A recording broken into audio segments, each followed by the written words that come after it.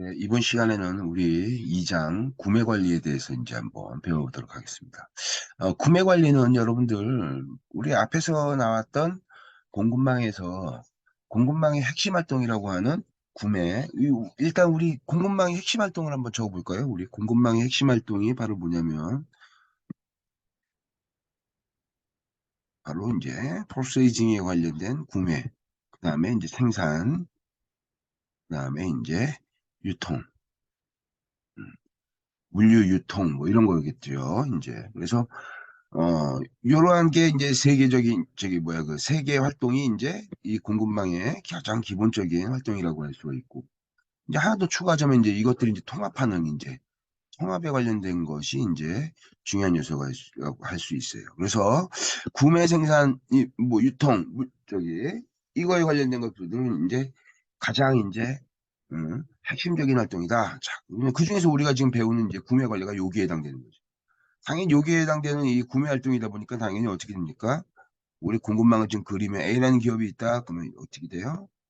후방이 있고 A라는 기업을 해서 전방이 있는데 이러한 형태의 후방에서 나타나는 이 구매에 관련된 음, 공급망에서 나타나는 이 구매 활동은 가장 핵심적인 활동이라고 할 수가 있어요. 그죠? 그래서 외주로 이제 발주하는 즉 소싱하는 거죠.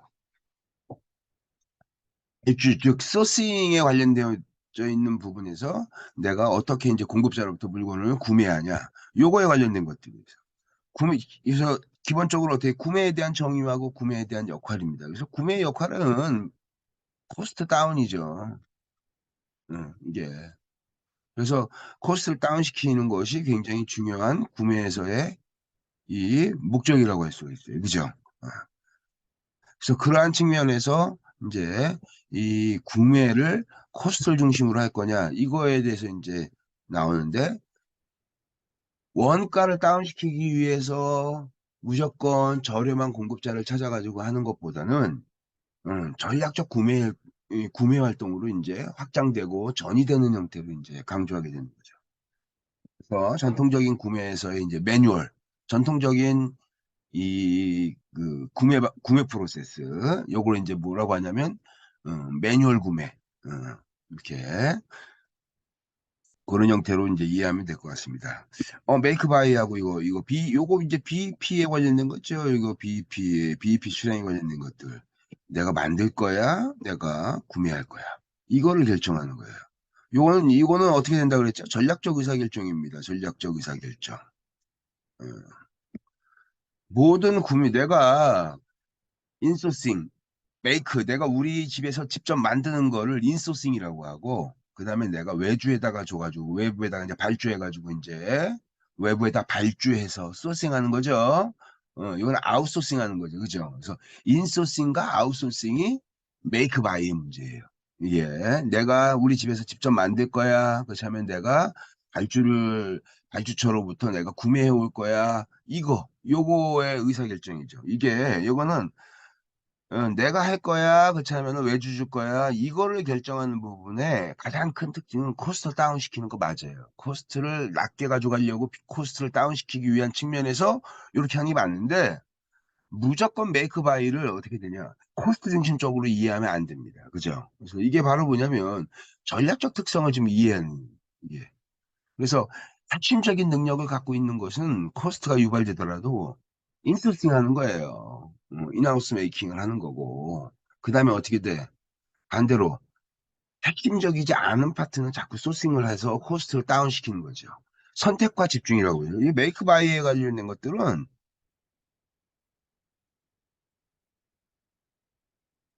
선택과 집중의 문제예요.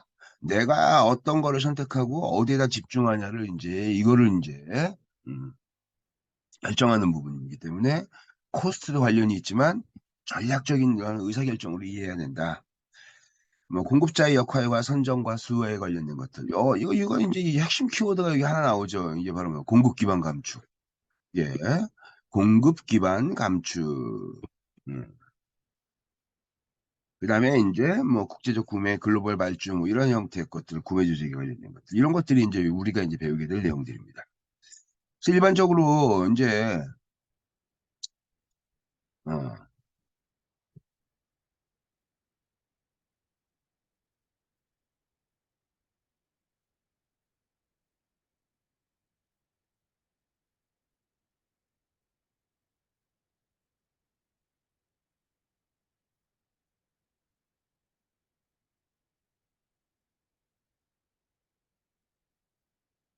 구매에 대한 이 정의하고 이제 역할에 대해서 보면, 구매는 이제 바로 뭐냐면, 어, 비용 지불하고 돈이나 그에 상응하는 대가 지불하고 상품이나 여기서 말하는 이 자본재가 이제 뭐예요? 설비죠, 설비. 자본재가. 예, 자본재가 설비고, 원자재라든지, 그 다음에 서비스, 그 다음에 유지보수 운영. 즉, MR, 메인터넌스, 리페어, 오퍼레이션에 해당되는 이 MR과 관련된 상품들. 이게 소모성 부자재예요, 이게.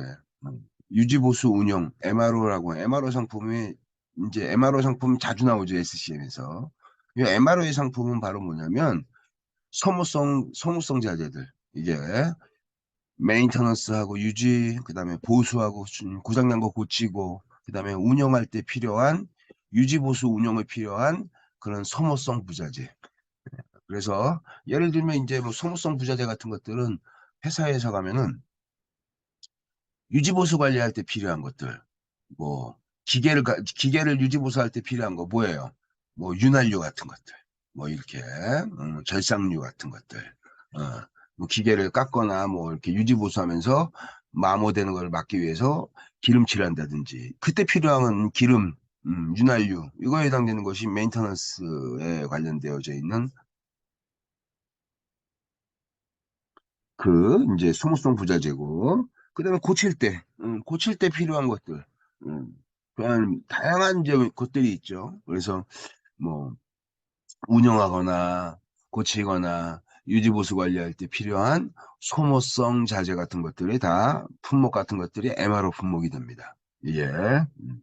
그래서 일반적으로 어떻게 되냐, 구매는 이런 것들을 어떻게 되냐, 뭐 확보하고 구매한다는 측면에서 어떻게 돼요? 내가 그 원자재, 자본재, 그다음에 서비스나 어떠한 서비스 구매도 마찬가지고 유지보수 관련된 이러한 부품들을 내가 확보하는 그러한 측면의 행위로 이제 이해하면 될 것 같아요.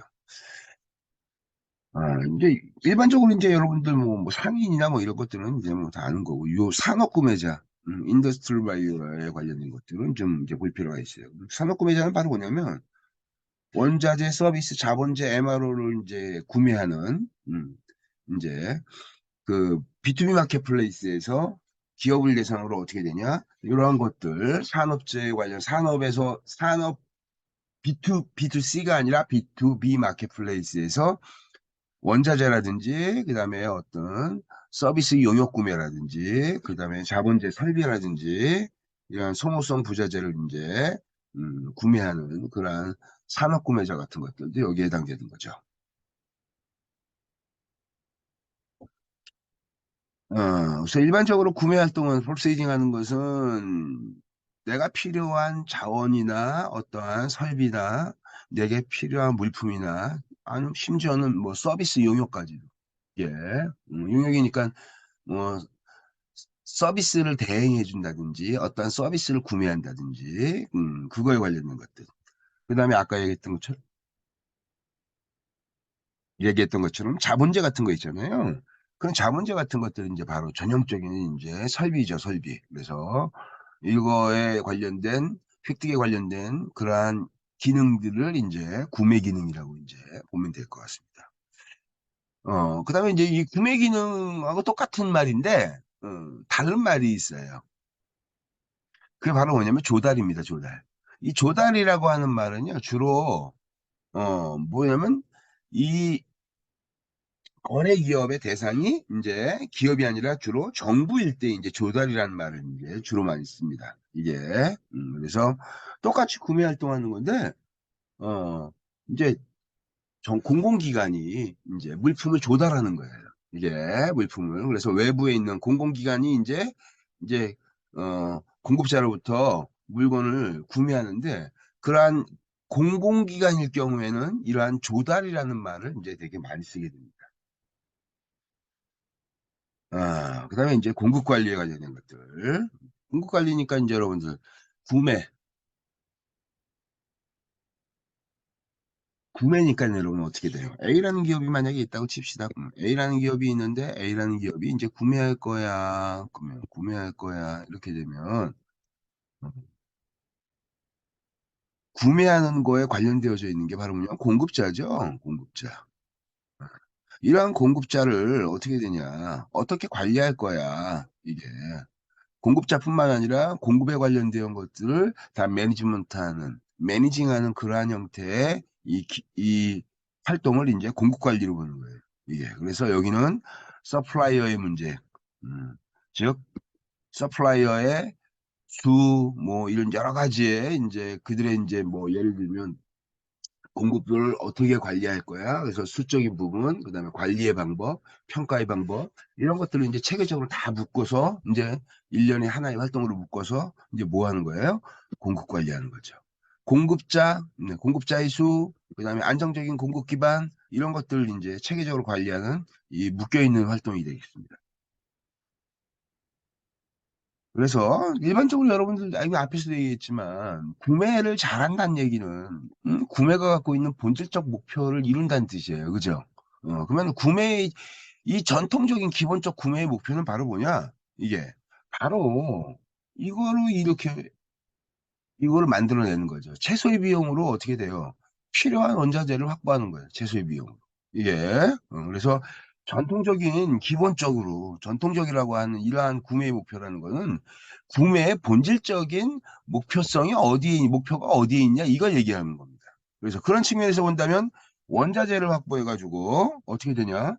최소의 비용으로 이 원자재를 확보하는 것. 이게 구매 기능에서 굉장히 중요한 핵심적인 일. 그래서 바꿔 얘기하면 구매에서 코스트를 낮추게 하는 거. 이거는 아주 중요한 이 본질적인 구매 활동의 목표라고 할 수 있어요. 그 다음에 구매 활동이 일단 다양한 어떠한 원자재라든지 그렇지 않으면 부품이라든지 어떤 여러 가지 다양한 물품들을 구매해서 이제 그 구매하는 활동이기 때문에 그것이 이제 기업 내에 들어오면 완제품의 어떠한 이제 중요한 부품으로 활용된다든지, 그러면 조립을 한다든지 특정한 형태에서 이제 기업 활동하고 연결되겠죠. 그래서 보면 구매할 때는 제대로 된 물건을 값싸게 살 수 있게 하는 것이 되게 좋은 거죠. 가장 이상적인 거예요. 어. 좋은 물건을 저렴하게 잘 사나요. 이게 비용 효과적으로 이제 잘 구매하는 거예요. 이게. 바꿔 얘기하면 그건 바로 뭐냐면 저렴한 비용으로 효과적으로 잘 샀지만 그것이 실제로 완제품의 품질에 어떠한 영향을 미쳐 이걸 또 되게 고려해야 되는 거예요. 그죠? 그래서 여기서 말하는 것처럼 완제품의 품질을 향상시킨다든지, 품질을 향상시킨다든지, 또한 고객 만족이 극대화시킨다든지, 이것들은 이제 구매가 갖고 있는 기본적 기능을 이제 어떻게 돼요? 확장시키는 개념에서 보면은 이 구매의 이제 목표라고 할 수가 있습니다. 그래서 기본적인 목표는 코스트를 다운시켜 가지고 우리가 필요한 물품을 구매할 때 원자재를 확보할 때 코스트를 낮춰서 효과적으로 구매하는 거예요. 그죠? 그게 제일 중요한 부분입니다. 두 번째, 그걸 통해서 나타나는 확장되어져 있는 결과는 완제품의 품질이 향상될 것이고 그것을 공급해주는, 공급을 받아가지고 이제 기업 활동을 해야 되니까 그런 부분에서 본다면 고객의 만족을 극대화시킨다는 측면에서 이러한 구매 활동의 기본적 목표로 이제 확장시킬 수가 있습니다. 근데 구매 목표를 그래서 이러한 구매 목표를 달성하기 위해서 어떻게 되냐? 구매 기업들은 공급하는 이 파트너를 잘 골라야 돼요. 그죠? 그래서 어떻게 되냐? 믿을 수 있는 공급자를 적극적으로 찾는 거예요. 즉 믿을 수 있는 공급자를 찾고 거래를 하는 것이 되게 중요합니다. 그다음에 이러한 전략적 공급자 관리를 통해서 우리가 설명을 했지만 이러한 전략적 공급자를 어떻게 파악하고 이 애들을 개발해서 어떻게 우리하고 거래 기반을 지속적으로 유지시킬 거냐 이거에 관련된 부분이에요. 그래서 단순하게 코스트 중심으로 얘가 10원 싸, 20원 싸 해서 계속 서플라이어를 바꿔가는 그러한 방법보다는 전략적인 공급자를 길러내는 거죠. 그죠? 이게. 그래서 이러한 전략적 공급자하고 긴밀히 협조해서 원자재의 품질을 개선시킨다든지 안정적인 공급 기반,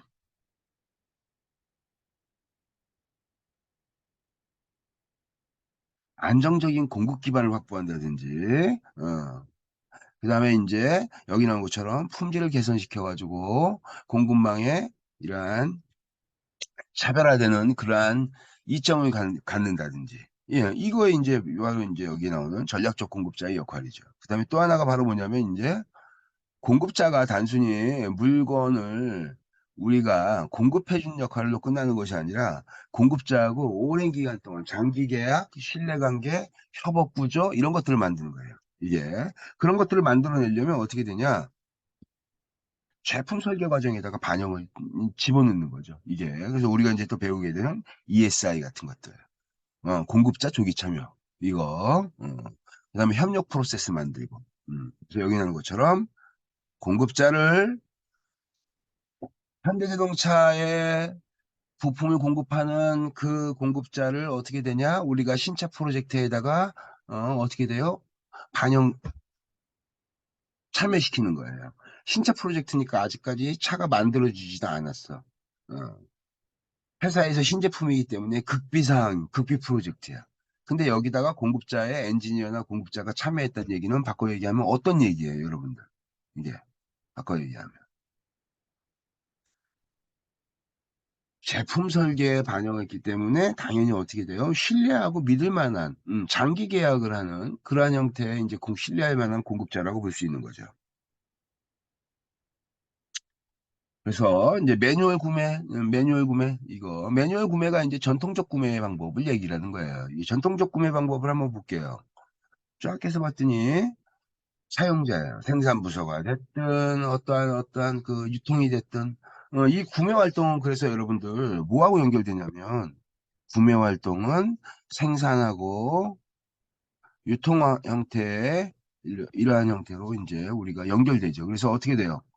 시장에서 유통하는데 고객의 다양한 니즈를 반영을 받아서 어떻게 돼요? 이 상품의 수요가 증가합니다. 만들어 주세요. 그죠? 만들어 주세요. 생산부서는 어떻게 돼? 어디를 가서 확인합니까? 자재창고를 가겠죠. 자재창고. 자재창고에 들어가가지고 남겨져 있는 자재가 있는지를 확인합니다. 100개 요청했는데 50개 만들 거밖에 없네. 그러면 부족분 50분에 대해 50개에 대해서는 구매부서에다가 이제 구매해 주세요. 자재를 이렇게 요청을 하는 거죠. 그죠? 그럼 어떻게 돼요? 이렇게 다 연결되는 거야. 이게 구매 활동에서 구매부서에서만 일로 끝나는 것이 아니라 구매부서는 어떻게 되냐? 기업 내부에서 발생한 다양한 물품의 구매를 총괄적으로 관리하는 부서이기 때문에 이렇게 연결되어 구조에 있는 다양한 형태의 이러한 업무가 서로 간에 밀접하게 연결되어 있다는 거예요. 구매는 구매에서 이렇게 구매 활동만 하지만 사실은 이 구매 활동은 생산부서에서의 요청에 의해서 연결되는 거예요, 업무가. 또 이 생산부서의 요청은 실제로 시장에서 나타나는 고이용자의 니즈하고 또 연결돼 가지고 나오겠죠. 이게. 그러니까 구매, 생산, 유통 요거에 관련된 것들이 어떻게 돼요? 이게 밀접하게 연결되는 부분이 있다. 그래서 만약에 매뉴얼 구매는 어떻게 돼요? 이게 부서별로 이게 구매는 구매 부서의 일, 생산은 생산 부서의 일, 유통은 유통 분야의 일로 딱 이렇게 구분되는 거예요. 이렇게. 그래서 이 안에서 구매하는 프로세스, 이 안에서 생산은 원래 생산이 주 프로세스고 원자재를 이제 구매하거나 어떠한 상품을 구매하는 이제 활동이 여기 안에 있겠죠. 그게 이제 이 구매 부서하고 연결되는 거고. 유통도 유통 뭐 고객 관리부터 시작해서 다양한 것들이 있지만 그중에서 어떻게 돼요? 이용자의 니즈에 따라서 수요가 발생하는 것에서 어떻게 돼요? 요청하는 부분이 생산 부서하고 연결되는 거예요. 이게. 내부 통합할 때 우리 이제 공급망 통합할 때 이렇게 연결되는 파트를 어떻게 돼요? 통합을 시키는 거죠. 통합을 시키는. 그래서 이렇게 되는 거죠. 이렇게 인터섹션 영역이 이렇게 전체가 영역이 연결되는 것이 아니라 이렇게 특정한 부분에서 업무가 이렇게 딱 인터섹션 돼서 교집합이 생기는 거예요. 이런 부분들을 통합하는 거죠. 이게. 그래서 여기 나오는 것처럼 사용자의 요구가 발생했습니다. 자재 요구서. 여기는 이제 뭐로 시작되는 거예요? 생산부서에서 시작하는. 생산부서에서 자재 요구서를 이제 갖고 와가지고 이제 이거를 자재 창고에 가가지고 보는 거죠. 자재 창고에 내가 필요한 물량 있어? 이걸로 보는 거예요. 예, 그러면 이제 자재 요구서 해가지고 창고에서 물건 빼내면 돼, 그죠? 다시 자재 요구서가 필요해. 내가 물건 만드는 생산부서에서 자재 요구서를 발송을 하는 거예요. 자, 자재 요구서를 이제 스타트해서 발송을 하는데 어디로 갈까요? 일단 바로 구매하지 않잖아요, 그죠? 구매부서로 바로 가는 게 아니라 일단 어디부터 가? 아, 우리가 갖고 있는 자재 창고에 자재가 얼만큼 있어? 내가 100개 만들 거야 라고 했는데 100개를 만들어야 돼. 그래서 100개 만들려고 보면 자재 보유 현황, 요게 이제 우리 이제 나중에 생산 계획에서 배우게 된 요게 바로 뭡니까? BOM이라고 하는 거예요. BOM. 요게 Bill of Material. 그래서 메테리얼이 자재니까 이게 이 메테리얼에 관련된 것들을 모아놓은 자재 보유 현황 철. 철이라는 게 이제 서류 묶음이죠. 이렇게 딱 기록되어져 있는. 그래서 이걸 BOM이라고 하는, BOM이라고 하는데, 이 BOM에 가가지고 어떻게 되냐? 우리가 보유하고 있는 자재 현황이 어떻게 돼? 요걸 확인하겠죠. 그래서 어떻게 돼? 충분히 확보가 돼 있어? 그러면 그냥 자재 요구서를 어떻게 돼요? 여기다가 보내고 창고에서 자재를 출고해서 생산하면 되는 거예요, 그냥. 그죠? 이게. 근데 문제는 여기서 어떻게 돼요? 여러분들? 여기서 자재가 보유하고 있는 것이 아니요. 그렇게 아니요 되면 이제 부족한 거죠. 100개 중에서 이 안에 있는 게 50개밖에 없어. 그러면 어떻게 돼? 50개는 이제 내가 구매에다가 의뢰를 해야겠구나. 그래서 이제 오더 슬립지를 이제 어떻게 돼요? 구매 부서로 전달하는 거죠. 그래서 자재 요구서가 이제 일로 들어와서 이제 그것이 이제 뭐로 변한대요? 이제 그게 구매 주문서로 변환되는 거죠. 구매 부서에서는. 여기는 자재 요구서는 생산 부서에서 넘어온 거지만 그 구매 요구서에서 필요한 거 50개 빼고 50개는 내가 주문해야 돼요. 그래서 이것이 이제 구매 주문서로 이제 공급자한테 영업부에서 이제 공급자의 영업부가 있지. 영업부가 있겠죠. 그 영업부에서 이제 어떻게 돼요? 구매 기업이고 이제 여기는 공급 기업이야. 공급자한테 어떻게 됩니까? 구매 주문서를 넘기면 영업부에서는 구매 주문서를 받아가지고 이제 배송 주문서를 받고 여기도 마찬가지예요. 구매 주문서가 딱 들어오면 바로 어떻게 돼요? 창고에서 배송해야 될 자재 물건을 확인하고 여기에 있으면 바로 빼가지고 그냥 이쪽 구매 기업한테 갖다 주면 돼요. 그죠? 근데 만약에 이게 없으면 어떻게 돼요? 여기서 생산 지시서가 나가겠죠. 생산하라고 생산 명령서가 내려가는 거예요. 공급자잖아. 지금 우리는 어디를 보는 거야? 공급자 보고 있는 거예요. 공급자, 그다음에 요거는 구매 기업의 이런 형태. 구매 기업이고 여기는 구매 기업, 여기는 이제 공급 기업. 이렇게. 그러니까 어떻게 돼요? 전통적인 구매 방법으로 매뉴얼 구매가 이게 매뉴얼 구매는 일반적인 전통적 구매 방법을 얘기를 하는 거예요. 이게 그래서 물적 흐름에 따라서 굉장히 다양한 형태의 뭐가 돼요? 정보가 계속 입력되게 만드는 거예요. 계속 정보를 입력되게 만드니까 어떻게 돼요? 생산부서에서 자재 요청서를 보관 창고로 보내고 보관 창고에서 있는 거 현황을 BOM을 확인해 가지고 그걸 그냥 있으면 갖다 쓰면 돼. 없으면 구매부서로 이게 넘어갑니다. 그죠? 이렇게. 그래서 자료 입력이 중복적으로 굉장히 다양한 형태가 많다. 자재 요구서 한번 볼까요? 자재 요구서가 연결되는 거예요. 이렇게. 그죠? 이게.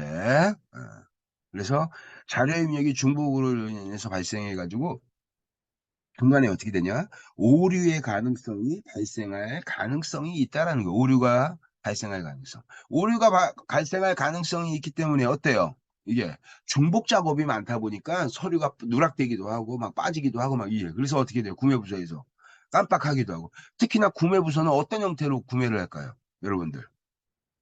구매부서 한번 생각해 보세요. 회사 내에 굉장히 다양한 형태의 부서에서 이거 구매해 주세요, 구매해 주세요, 구매 요청서가 어떻게 돼요?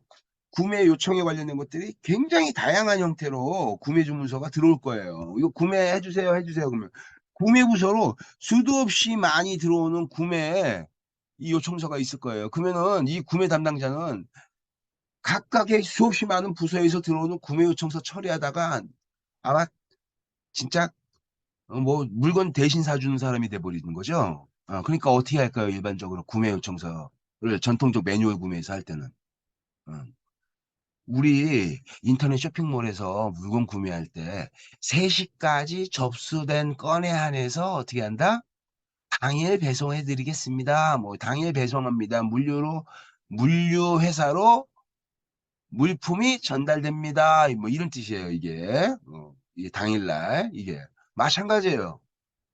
예를 들면 12시까지 오전에 접수된 구매 주문서에 한해서 즉 저기 자재 요구서, 뭐 구매 요구서 이렇게 해서 구매 건에 관해서만 당일날 구매가 된다. 바꿔 얘기하면 구매가의 김대리는 낮 점심시간 이전까지 그날 당일날 12시 전까지 접수되어져 있는 것들을 묶어서 어떻게 되냐? 그날 구매를 대행하는 거예요. 묶어서 이게 만약 건건이 구매하게 되면 어떻게 돼요? 너무너무나 힘들어지죠. 일들이 많아지고. 그러니까 일반적으로 어떻게 돼요? 들어와 있는 이 구매 물품들을 크게 묶어서 분류를 하고 분류된 것들이 특정한 시간 단위나 이러한 양이 쌓일 때까지 이제 좀 적재를 시키는 거죠. 그죠? 그래서 어떻게 묶어가지고 이렇게 구매하려고 하는. 그죠? 예. 일반적으로 전통적 구매에서는 그런 형태로. 건건이 구매하다가는 구매부서에 있는 직원은 일 아무것도 못 해주고 그냥 물건 사주는 사람이 돼요. 이게. 그래서 그러한 형태가 작업을 하다 보니까 당연히 어떻게 돼요? 이 구매를 요청하는 서류가 이렇게 쌓여 있다 보면 잘못해가지고 어느 특정 부서에 있고 물건 저기 오더 슬립지가 하나가 구매 요청서가 빠지기도 하고 누락되기도 하고 중복돼가지고 어떻게 돼요? 더 주문하기도 하고 뭐 그런 문제가 생기게 됩니다. 이게 전통적 구매에서 나타나는 이게 연속적인 흐름이 아니라 이게 불연속적으로 반복되는 일들이 너무나 부서별로 이렇게 구분돼 있어가지고 그러한 문제가 발생하게 되는 거죠. 구매 요청서, 구매 과정은 여기 나오는 것처럼 자재 요구서. 예, 그래서 실제로 내가 자재가 얼마만큼 필요합니다. 그래서 이거를 이제 구매 요구서로 이제 전환되는 거죠. 이게. 그래서 제품명, 일반적으로 이제 제품명이 있고 이제 그것에 대한 필요한 이제 뭐 코드 같은 거 이런 것들이 있어요. 입력을 해야 되니까. 제품에 대한 뭐 상품 코드가 됐든 러트 넘버가 됐든 이러한 형태의 이 코드가 있어야 되고 그 다음에 수량하고 언제까지 갖다 줘야 돼 이런 것들이 이제 포함되어 있어요. 예. 그래서 여기 나온 것처럼 뭐 견적 요청서, 제한 요청서, 뭐 구매 주문서 이런 형태로 이제 이 전체적인 구매 과정이 이루어지게 됩니다. 그래서 여기 나와 있는 것처럼 자재 요구서 이런 것들 그다음에 여기는 이제 견적 요청서 이제 품목이 뭐고 이제 우리 이런 거 많이 봤죠. 이런 거 견적서에 이제 이런 것들 이제 구매 주문서 단가 수량 뭐 해가지고 구매 담당자 누구 전화 쫙 해가지고 이런 형태로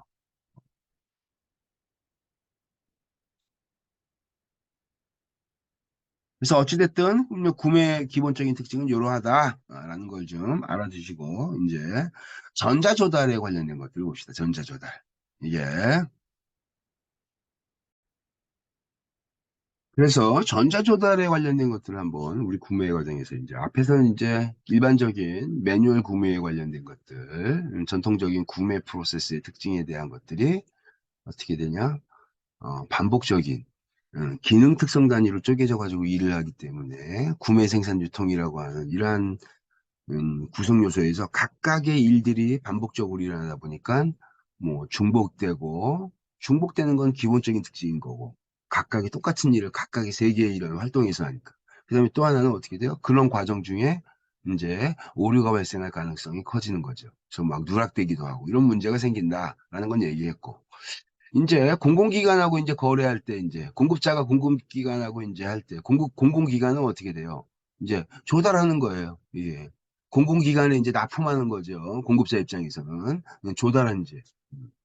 그래서 여기 나오는 것처럼 이제 오프라인에 이제 조달하는 문제가 이제 굉장히 다양한 부정부패 문제 이런 것들이 이제 많이 생기기 때문에 상당수 많은 이러한 기업들은 공공기관에서 발생하는 다양한 문제들이나 이런 것들을 없애려고 어떻게 돼요? 해단을 없애려고 전자조달 시스템을 많이 쓰죠. 그죠? 이게. 그래서 전자조달 시스템을 통해서 어떻게 되냐? 온라인에서 이러한 조달하는 방법을 쓴다. 그래서 우리나라 조달청, 저기, 기관에 필요한 모든 물품을 이제 공급받을 때 이제 관련되어져 있는 거래의 투명성과 속도, 코스트, 이제 이거 굉장히 다양한 전자주달이 나타나게 된 기본적인 특성은 바로 뭐냐면 정보기술의 발전을 위해서 변화되는 거지만 오프라인 중심에서 나오는 공급자하고 구매자 간의 정부 공공기관 간에 발생할 수 있는 다양한 형태의 문제를 사전에 정리할 수 있어요. 그 제일 첫 번째가 바로 뭐냐면 거래 신뢰성을 확보할 수 있다. 이 전자조달을 통해서. 그 다음에 어떻게 돼요? 시간, 그 다음에 비용. 음, 이런 것들을 획기적으로 이제 시간도 줄이고 비용도 줄이고 이렇게. 그 다음에 어떻게 돼요? 업무, 일 처리 측면에서 본다면 어떻게 돼요? 일 처리 측면에서 본다면. 업무의 생산성이 굉장히 높아지는 거예요. 효율성이 좋아지는 거죠. 그죠? 이게. 그래서 그러한 형태의 것들, 업무 처리에 대한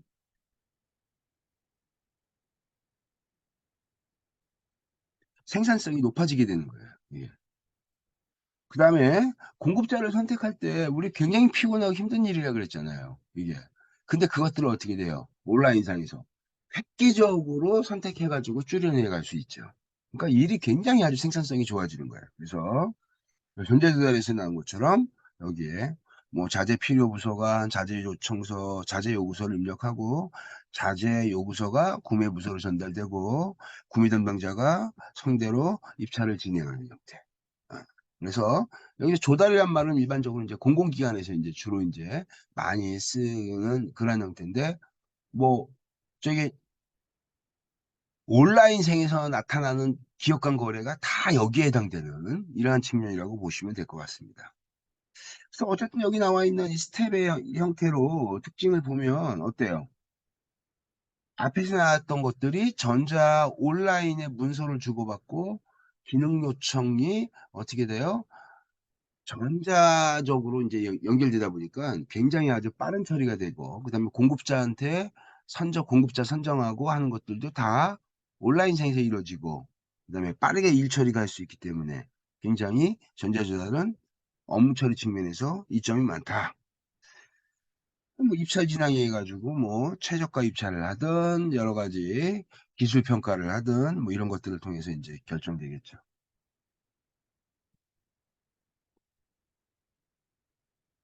그래서 뭐 자재 사용자가 구매 부서의 담당자한테 바로 그냥 컴퓨터에다 입력해 가지고 하는. 응? 요즘엔 다 인터넷으로 연결되어져 있는 시스템을 이제 쓰니까 이런 것들은 뭐 너무나 일반화돼 있다 이제는. 그래서 전자전화 시스템에 대한 기본적인 장점에 대한 것들을 보자. 아까 내가 굉장히 다양한 형태의 것들 세 가지 정도 골랐잖아요. 그거 여기 다 있습니다. 시간은 어떻게 돼요? 절약할 수 있죠. 이게. 그다음에 잠재 공급자를 선정한다든지 이런 것들. 견적 요청서하고 구매 주문서 처리할 때 매뉴얼 구매 방법에서는 굉장히 이게 처리하는데 시일도 오래 걸리고 요청하는 서류들이 많아요. 근데 온라인상에서는 바로 그냥 입력하고 그냥 문서 탑재해가지고 바로 보내면 됩니다. 반복적인 구매할 때 똑같은 일을 계속해서 반복 구매할 때 이런 것들은 이게 훨씬 더 편리하죠. 기존에 있던 거래를 그대로 복제해 오거든요. 이렇게 뭐 비용 절감이라든지 정확성이라든지 뭐 실시간으로 이제 가능하게 되고 그다음에 공급자에 대한 혜택 여기서 전자조달 시스템에서 이 공급자에 대한 혜택을 한번 보겠습니다. 공급자는 어때요, 여러분들? 뭐 대기업에 납품을 하든 공공기관에 납품을 하든 정부에 납품을 하든 공급자 입장에서는 기존에 갖고 있던 공급자들이 장악하고 있던 시장에 새로운 신규 진입자가 들어갈 때 쉬울까 어려울까? 너무나 어렵습니다. 근데 상대적으로 이 전자조달에서는 어때요, 그게? 그냥 오픈되기 때문에 누구든지 들어갈 수 있는 거예요. 누구든지. 예, 이게. 매뉴얼 방법에서는 어때요, 여러분들? 사실은 오랜 기간 동안 거래했던 파트너 기업들이 있기 때문에, 공급자들이 있기 때문에 그 기업들하고 주로 거래가 이루어져요. 그죠? 이게. 그래서 그 거래를 뚫고 새로운 신규 공급자가 들어가기가 너무나 쉽지 않은 거예요. 이게. 근데 전자투자는 온라인상에서 이루어지기 때문에 온라인상에서 입찰할 때 아예 그냥 저기 공고를 내버리죠. 아예 그냥 쫙. 그래서 이거 필요한 물품입니다. 이거 납품할 수 있는 사람 납품해 주세요. 몇 월 며칠까지 최저가 입찰입니다. 해가지고 딱 올려놓으면 어떻게 돼요? 기존에 거래했던 업체뿐만 아니라 신규 진입자도 얼마든지 들어갈 수 있다. 이게 그래서 진입과 그래서 내가 후발주자로 들어갔다고 해서 내가 안 될 가능성이 뭐 상대적으로 높고 그런 게 없어요. 건건위에 관련해서 케이스, 음, 이 구매하는 케이스에 따라서 평가받는 거야. 평가받아서 어떻게 돼? 내 순위가 높으면 내가 결정되는 거고, 낮으면 뭐 내가 안 되는 거고. 이렇게. 그래서 이 공급자에 대한 혜택이 진입하고 거래가 굉장히 신규 거래 같은 것들 이제 거래를 확보할 때 굉장히 용이하다. 다수 구매자에 대한 접근성이 어떻게 돼요? 이게 다수 구매자니까 온라인상에서 이 다양한 형태의 구매자, 그러니까 오프라인에서 하면 이 영업을 해가지고 확장하기가 사실 쉽지가 않죠. 근데 여기는 이제 그러한 측면에서는 어떻게 돼요? 굉장히 접근성이 이제 확장되는 경우죠. 그다음에 시장 상황의 변화나 이러한 수요 변동성에 따라 또는 니즈의 변동성에 따라서 어떻게 되냐? 그때그때마다 빠르게 대응할 수 있다. 자, 그때그때마다 시장 상황에 따라서 이런 즉각적인 대응이 가능해진다. 뭐 소액 구매 주문 같은 것들, 소액 구매 주문은 소액 구매 주문은 적은 금액의 주문을 이제 이렇게 주로 나오는 거예요. 이게. 그래서 요거 이제 여러분들 이제 이게 바로 뭐냐면 소액 구매 주문 같은 것들이 우리나라에서 이제 법인카드 같은 거 갖고 와가지고 어떻게 돼요? 어, 뭐 필요한 물품들을 일정 부분 구매하게 하잖아요. 그죠? 이게. 그래서 이제 회사에서 필요한 물품을 소액이라든지 조그만 물품, 조그만 양이라든지 이런 것들을 구매 부서에서 이렇게 해가지고 하면 굉장히 구매를 해주는 게 일이 많아지니까 간단한 이런 것들은 이때 법인카드나 이런 것들 소액 구매 주문 카드 같은 게 있어요. 회사에서 쓰는 그 카드 갖고 와서 결제해가지고 쓰게 이제 해주는 거예요. 이게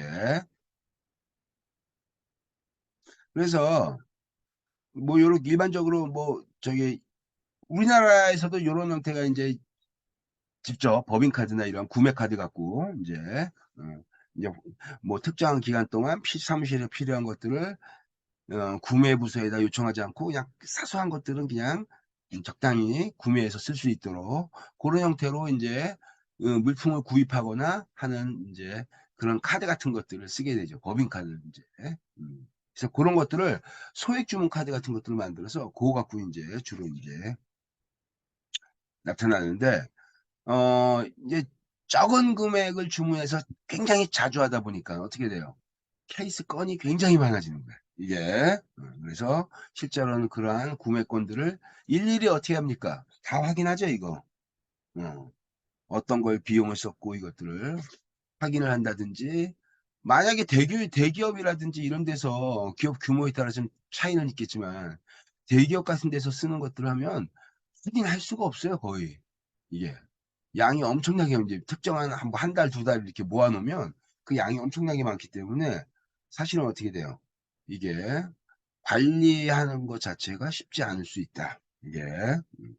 그래서 이러한 소액 구매 주문 같은 것들은 뭐 여러 가지 이점도 있지만 또 이제 단점 같은 것들도 굉장히 많은 형태의 이제 많다고 할 수가 있어요. 그래서 그럼에도 불구하고 이 소액 구매 주문 같은 것들은 주로 이제 아, 뭐 편의성이라든지 업무 처리하는 측면에서 굉장히 많은 기업들이 소액 구매 주문 카드 같은 것들을 이제 많이 활용하고 있습니다.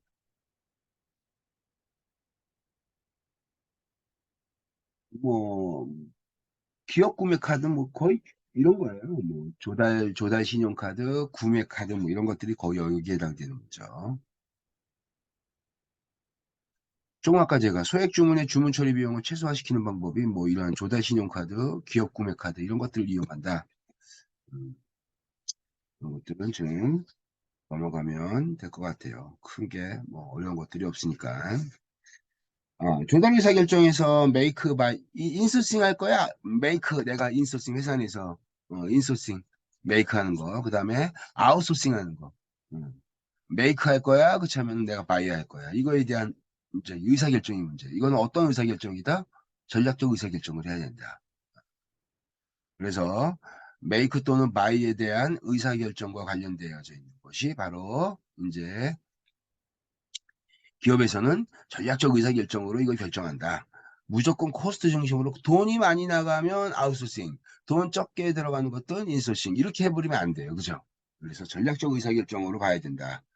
분명히 외주의 기본적 목적은 코스트를 다운시키는 것이 있음에도 불구하고 외주를 줄 때는 단순한 형태의 이 코스트 중심적으로 처리하는 것이 아니라 전략적인 특성으로 고민해 봐야 된다. 그래서 아웃소싱 같은 것들은 어떻게 돼요? 원자재나 부품을 공급자로부터 내가 이런 자재나 이런 것들을 구매하는 게 이제 외주하는 거고. 그다음에 반대로 인소싱은 어떻게 돼요? 아웃소싱의 반대. 인소싱은 우리 회사에서 직접 가공 생산하는 경우를 얘기하는 겁니다. 이게 그래서 이렇게 내가 외주를 준다든지 그렇지 않으면 내가 직접 만든다든지 이런 거 할 때 중요한 게 바로 뭐냐면 통합을 하는 거예요. 통합. 이게. 그래서 A라는 기업이 이제 공급자 기업 1번 기업이 있고 2번 기업이 있고 3번 기업이 있어요. 이렇게 돼가지고 이 세 개 기업이 공급자인데 이 A 기업한테 이제 공급하는 기업들이에요. 이게. 그래서 이제 이 상태 이걸 거래 중심적으로 본다면 이건 이제 외주 준 거죠. 외주. 부품을 공급해주고 1번, 2번, 3번 부품을 공급해주는 회사들이에요. 이게. 외주 준 거예요. 이게.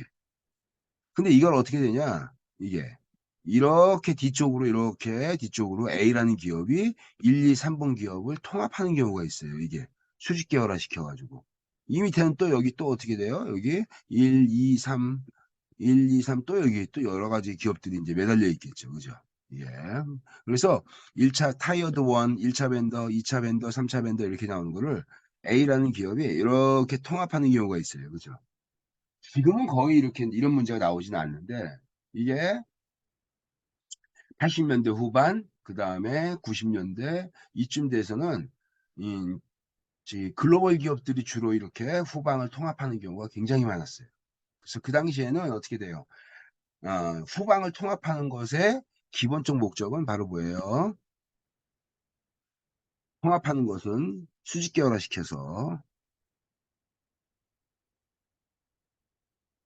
계열화시켜서 후방을 통합하는 것은 목적이 있습니다. 기본은.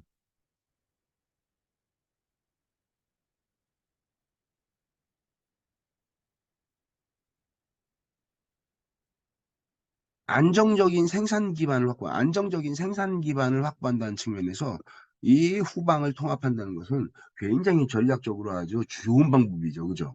이게. 그러니까 시장에서 이 공급에 대한 불확실성을 어떻게 돼요? 내가 계열화시켜서 통합해서 수직 계열화시켜버리면 공급의 이 불확실성, 그다음에 공급에서 나타나는 다양한 이러한 문제들을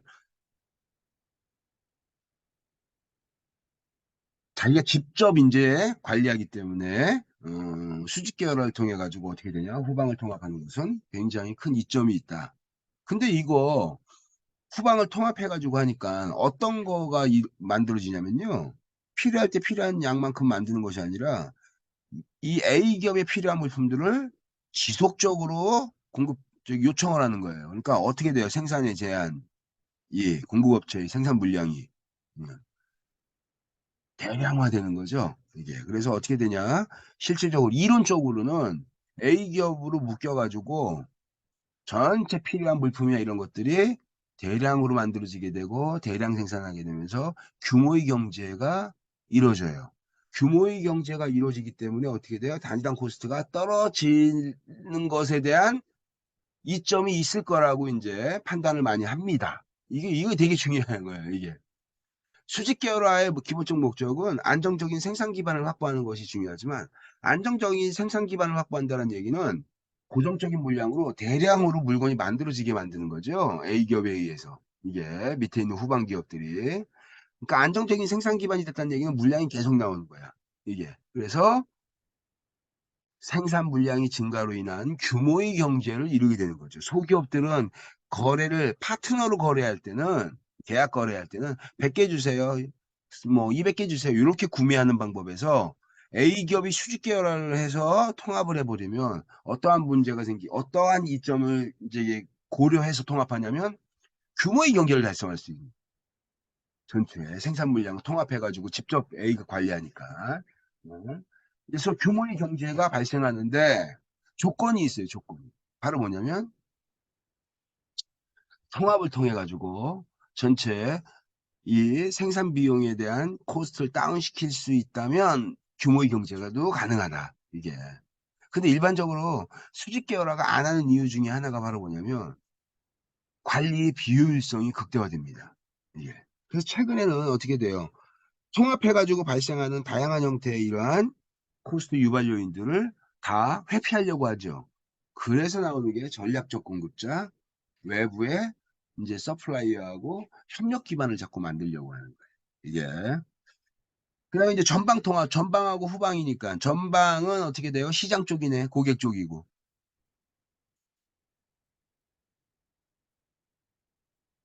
당연히 전방 통합 같은 경우에는 이제 수요업체가 이제 앞에 있는 이제 고객사에 관련된 거죠. 유통, 이게 그러니까 이제 완제품을 만드는 A기업 입장에서는 어떻게 돼요? 시장에다가 유통시키려고 하는 거예요. 그래서 이 유통 단계에 뭐 다양한 업체들이 이제 유통망에 이제 들어와 있겠죠.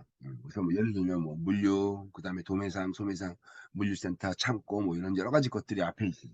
그것들을 쭉 직접 관리하게 묶어버리는 거예요. 이렇게. 이것도 당연히 어떻게 돼요? 이제 수직 계열화처럼 전방을 통합하는 경우가 있고 후방을 통합하는 경우가 있는데 어쨌든 전방 쪽에서는 이러한 시장에 대한 고객사에 관련된 것들을 이제 통합하는 경우를 의미한다.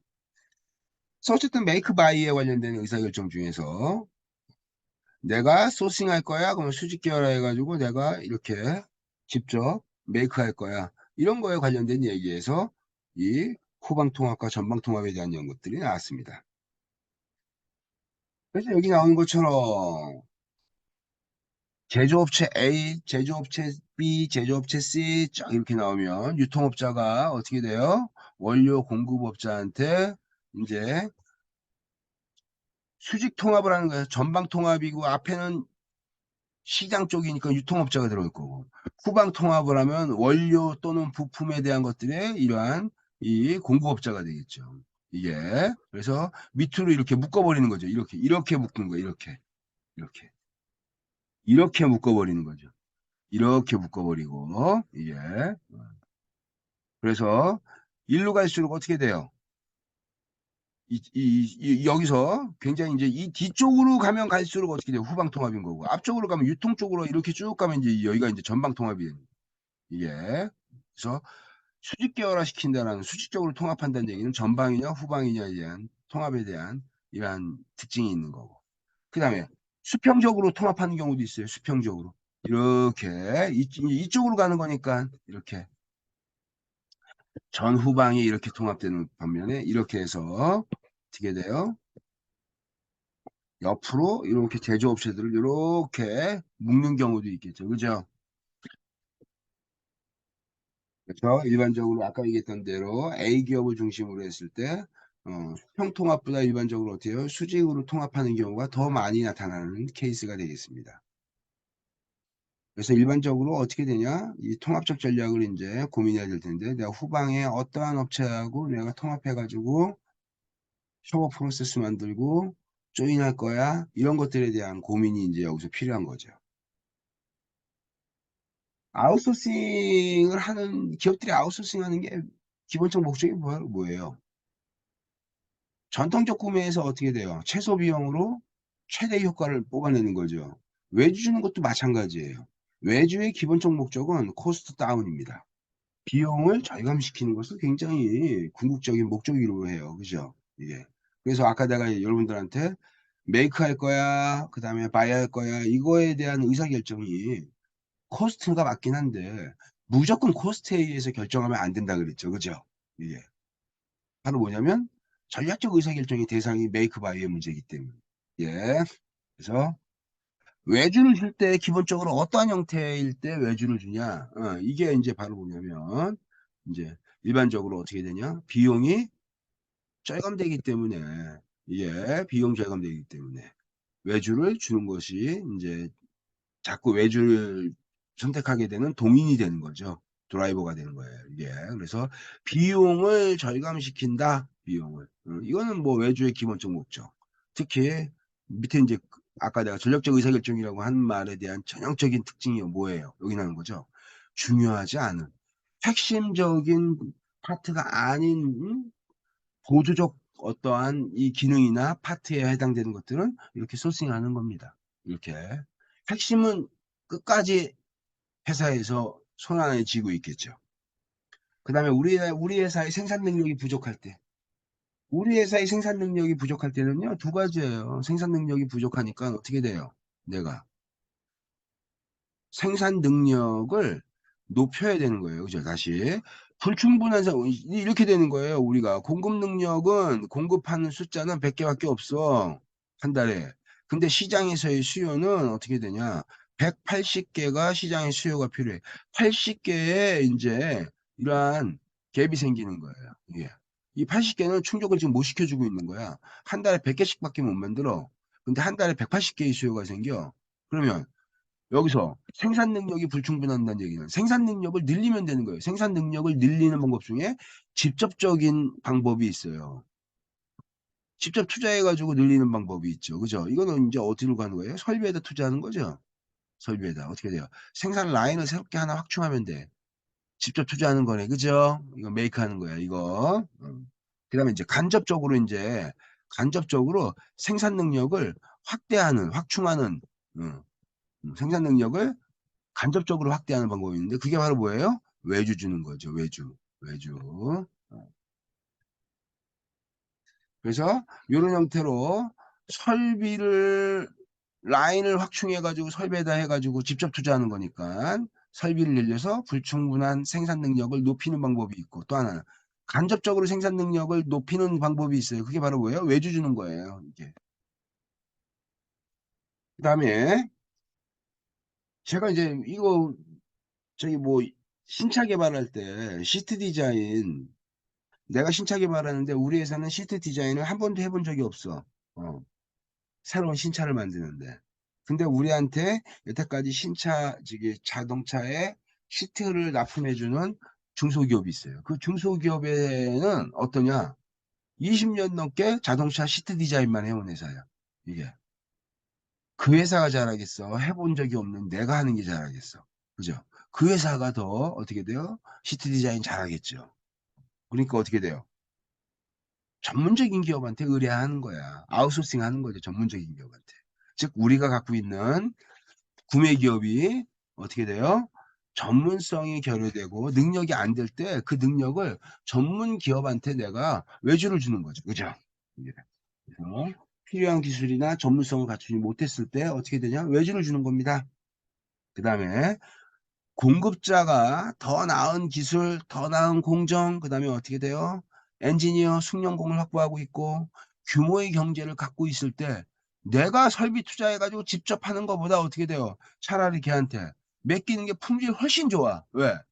우리보다 더 좋은 설비 갖고 있고 지금 어떻게 돼요? 우리보다 더 좋은 공정 프로세스 운영되고 있고 숙련공도 준비 다 돼 있고 그 다음에 어떻게 돼요? 오랜 기간 동안 생산하면서 생산 라인과 생산 설비가 안정적으로 갖고 있어서 규모의 경제도 이루고 있어. 그러면 내가 직접 투자해가지고 설비 투자하고 여기서 만들어내서 학습파이 과정을 거치면서 만드는 그러한 비용보다 다 외주를 주는 게 전문 기업한테 외주 주는 게 훨씬 더 어떻게 되냐? 유리하다. 근데 여러분 지금 내가 여기서 이렇게 얘기했던 이러한 특성들을요, 여러분들 여기서 절대로 이거 잘못 생각하면 안 돼. 이게 바로 뭐냐면 외주에 대한 대상은 항상 핵심이 아니라 비핵심적인 파트다. 이걸 명심해야 됩니다, 이게. 그냥 뭐 저기 전무 생산 능력 부족하다고 그냥 우리 회사 설계도 넘겨가지고 어떻게 돼요? 요거 그대로 만들어 주세요. 그래서 외주를 준다든지. 그렇게 하면 안 된다는 얘기야. 중요한 것들은 이게. 그래서 어쨌든 그런 측면에서 외주에 대한 것들을 이해하면 될 것 같습니다. 자체적으로 생산할 때, 그러면 외주를 줄 때에 대한 특징, 자체적으로 생산할 때의 특징, 요것들에 대한 것들을 보면 독창적인 기술과 노하우를 보호받으려고 내가 외주를 주면 어떻게 돼요? 상당 부분 기술이 오픈되죠. 이게. 그래서 어떻게 됩니까? 외주를 줄 때. 어, 보안에 굉장히 보안 거래소의 표준 계약서에 정보 보안이라든지 이 거래에서 발생하는 이렇게 나오는 취득하게 되는 정보에 대한 보안 요청 사항을 이 저기 계약서에다 넣는 거야. 외주를 줄 때. 그래서 만약에 이런 문제로 내부 정보가 유출될 가능성이 있다거나 그랬을 경우에. 그래서 일반적으로 자체 생산하는 경우에는 어떠냐? 여기 나온 것처럼 기술 특허가 노하우 같은 것들을 보호하려고 할 때. 그다음에 이 보드마카펜 만드는 공급자를 찾는데 우리의 까다로운 기준에 충족하는 공급자가 없어. 이게. 쓸만한 보드마카펜 만드는 공장이 없네. 음, 내가 직접 만들어야겠다. 이게 그죠? 직접 생산에다가 하게 되는 거죠. 외주 주는 것보다 여러분들 인소싱이니까 우리 회사 라인에서 가동되고 있어. 그러니까 품질 관리가 어때요? 훨씬 더 용이하겠죠. 직접 우리가 만드는 거 관리하니까. 유유 생산 능력을 활용할 수가 있다. 유유 생산 능력인 이제 예를 들면 여기 슬랙이에요, 슬랙.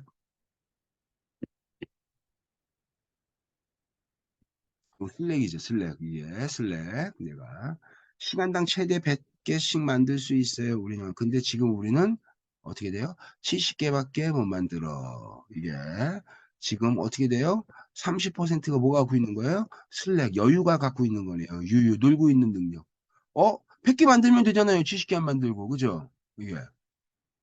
무턱대고 만들어 놓다가는 재고로 쓰러진다, 기업들. 그죠? 그러니까 어떻게 돼요?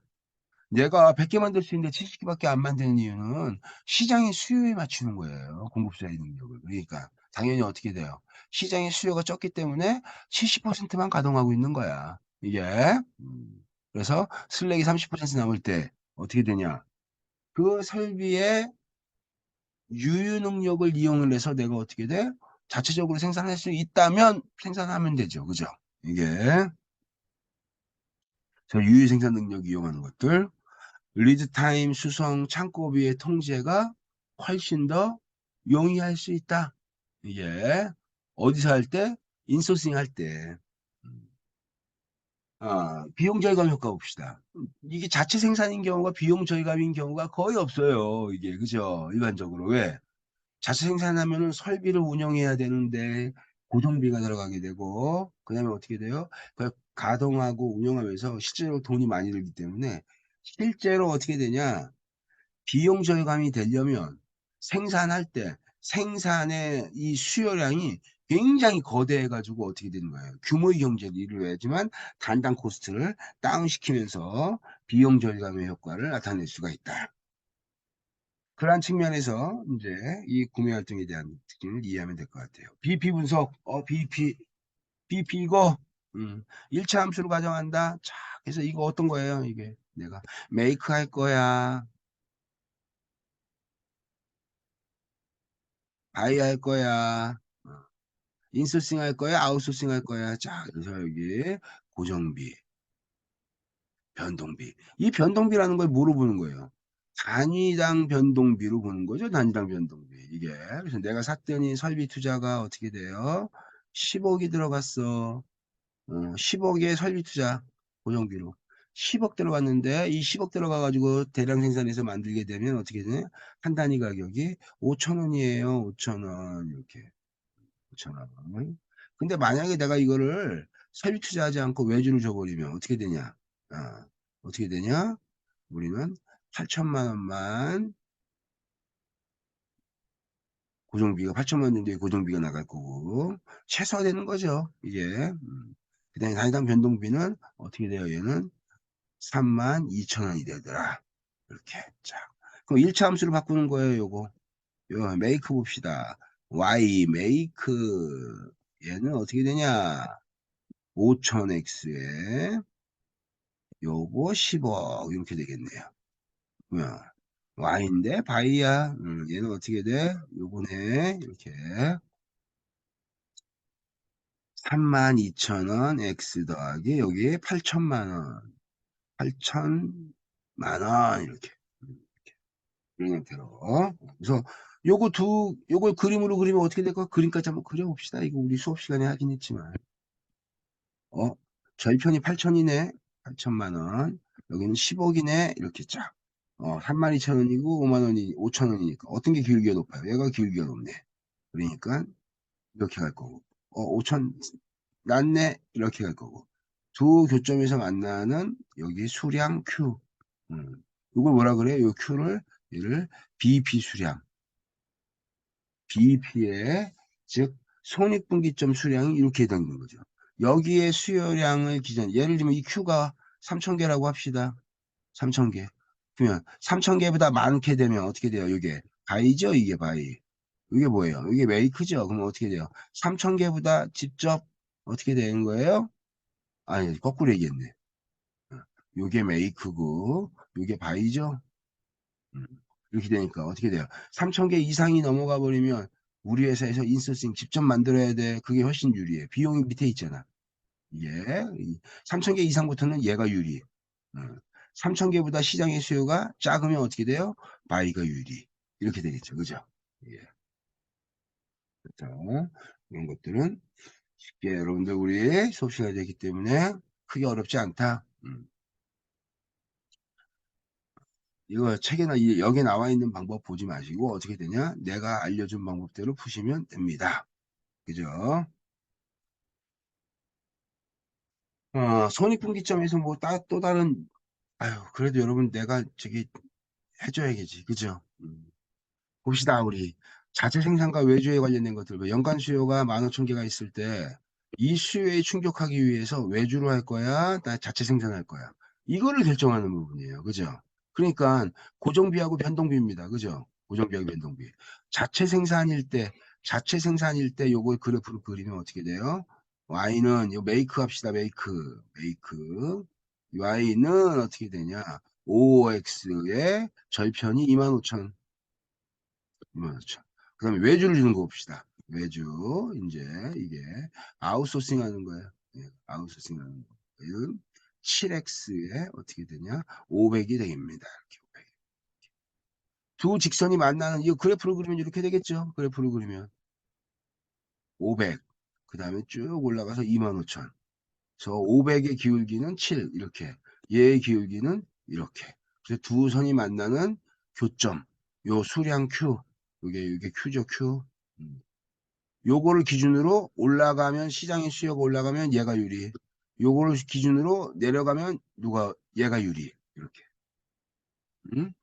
이런 형태가 나오기 때문에 요 두 교점, 교차하는 교점을 구할 수가 있겠죠. 그죠? OX 더하기 25,000, 25,000은 어떻게 되냐? 7X 더하기 500 이렇게 되겠죠. 그죠? 그러니까 이건 어떻게 돼요? 2X에다가 500을 빼버리면 500이네. 24,500 이렇게 되겠네요. 24,500이니까 어떻게 됩니까? 24,500을 어떻게 됩니까? 나누기 2 하니까 짝 여기가 x는 어떻게 돼요? 1, 2, 2, 5, 0 이렇게 나오겠네요. 그럼 수량 q가 어떻게 돼요? 1, 2, 2, 5, 0 이렇게 되는 거예요. 그죠? 근데 연간 수요가 어떻게 돼? 15,000개니까. 수요가 12,250일 때 BEP예요. 딱 일치하는 거예요, 여기가. 즉 자체 생산과 외주가 같아지는 수량 Q가 12,250개인데 15,000이니까 15,000개니까 이쪽에 있죠. 그러니까 누가 유리해요? 누가 유리해? 얘가 요게 메이크 요게 바이 이렇게 되겠죠. 그래서 어떻게 되냐? 15,000개 위쪽에 있으니까 메이크가 훨씬 더 비용이 작죠. 그래서 어떻게 되냐? 전체 자체 생산하는 게 유리하다. 그래서 여기 나왔던 제가 구한 거 이렇게 이렇게 구했죠. 그래서 어떻게 되냐? 15,000개니까 여기에 있으니까 메이커 유리한 거죠. 그죠? 네. 딴 거는 이제 볼 필요가 없다. 공급 기반, 공급 기반. 그래서 공급 기반에 관련된 거 봅시다. 그래서 내가 이 공급 기반에 관련된 것들이 여러분들한테 뭐라 그랬냐면 핵심적인 키워드를 먼저 얘기하면 공급 기반 감축. 공급 기반이 감축되려면 공급 기반을 감축하려면 어떤 걸 제대로 관리해야 돼. 능력 있는 애들만 따로 모아놓은 어떻게 돼요? 이 저기 일종의 족보 비슷한 이 리스트가 있어야 돼요. 그래서 이 공급 기반 감축에 해당되는 애들이 어디에 포함된 애들이 뭐예요? 핵심 공급자.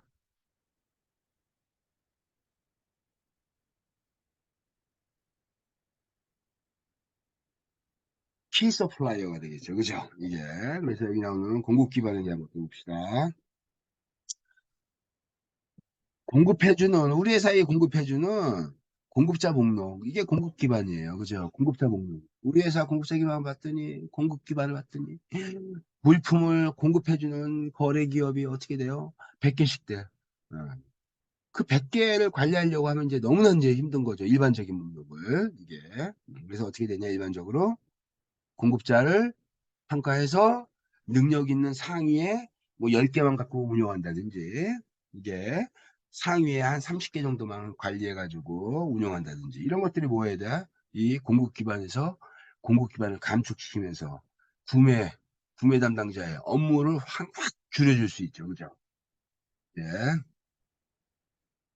그래서 공급 사슬 관리 관련된 기업은 구매 품목의 수를 줄이고 공급자의 수를 줄여서 공급 기반을 축소함으로써 장기적인 전략적 공급자 협력 관계를 구축하는 데 긍정적인 영향을 미친다. 당연하죠. 우리의 이건 우리 앞에서 맞잖아요. 내가 보드마 카페 언제까지 이거 10만 개 납품 짝 이랬더니 어떻게 돼? 공급자 100개 기업이 그냥 순식간에 달려들어가지고 그냥 입찰 받으려고 그냥 쫙 해서 업체 평가는 어떻게 되냐? 코스트, 음, 견적 금액 평가 30%, 그다음에 그들이 갖고 있는 생산 능력에 대한 거 30%, 그다음에 기술적 특성에 대한 것들 평가해서 뭐 40%, 뭐 이런 형태로 해가지고 결정해서 공급자를 선정하는 거예요. 이게 그래서 입찰이 딱 들어왔을 때 그거 갖고 이제 쭉 평가를 하겠죠. 그럼 100개 기업이 들어왔어.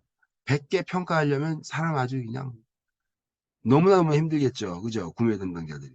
그래서 일반적으로 어떻게 되냐? 공급 기반을 확보하는 것을 굉장히 중요한 활동 중에 하나로 판단합니다. 여기 나온 것처럼 공급 기반을 축소함으로써 어떻게 되냐? 킬 서플라이어를 골라낼 수 있어. 진짜 능력 있는 애들. 그죠? 이게. 그래서 진짜 능력 있는 애들한테는 거래 이 장기 지향성을 확보해가지고 오랜 기간 동안 어떻게 돼요? 협력 기반을 만들려고 이제 노력을 하겠죠. 우수 공급자의 기본적인 역할을 한번 보겠습니다. 우수 공급자의 기본적인 역할은 바로 뭐냐면 여기 나오는 것처럼 제품 및 공급 지식과 기반, 기술과 지식을 제공해주는 그러한 우수한 공급자들. 음. 우리가 갖고 있지 못한 능력을 갖고 있는 공급자들. 이렇게 보시면 돼요. 그죠? 그 다음에 여기가 자재 공정 설계에서 최신 추세에 의한 기술적 변화, 기술의 어떤 트렌드 변화, 이런 것들에 대해서 잘 알고 있는 정보를 제공해주는 그러한 공급자. 너무나 이건 뭐 되게 당연한 거죠. 가격 인상, 재고 부족, 정치적 불안정 등 공급 시장에 대한 정보에 관련된 것들을 어떻게 돼요? 잘 이제 자제하는. 음. 그래서 이러한 가격 인상이라든지 재고 부족이라든지 정치적 불안정 등 공급 시장에 대한 다양한 정보들을 제공해 주거나 그 다음에 가격 인상이라든지 재고 부족이라든지 이런 것들을 잘 발생시키지 않는 공급자. 문제 일으키지 않는 공급자. 그죠? 이게. 그 다음에 생산 능력 갖고 있는 공급자. 생산 능력을 갖고 있다는 거는 이거는 회사의 제조기업 입장에서 보면 굉장히 중요한 역량 중에 하나죠. 그죠? 이 생산 능력을 내가 빌리는 거야. 사실은. 그죠? 아웃소싱을 통해 가지고 여기서 말하는 것처럼 동일한 생산을 때 남들보다 저렴하게 공급할 수 있는 이유는 바로 뭐냐? 규모의 경제를 달성하고 있기 때문에. 그걸 어떻게 돼? 규모의 경제를 통한 이러한 비용 절감이 가능한 공급자를 잡는 게 나한테도 이득이죠. 이게 구매하는 기업한테 이득이라는 얘기예요.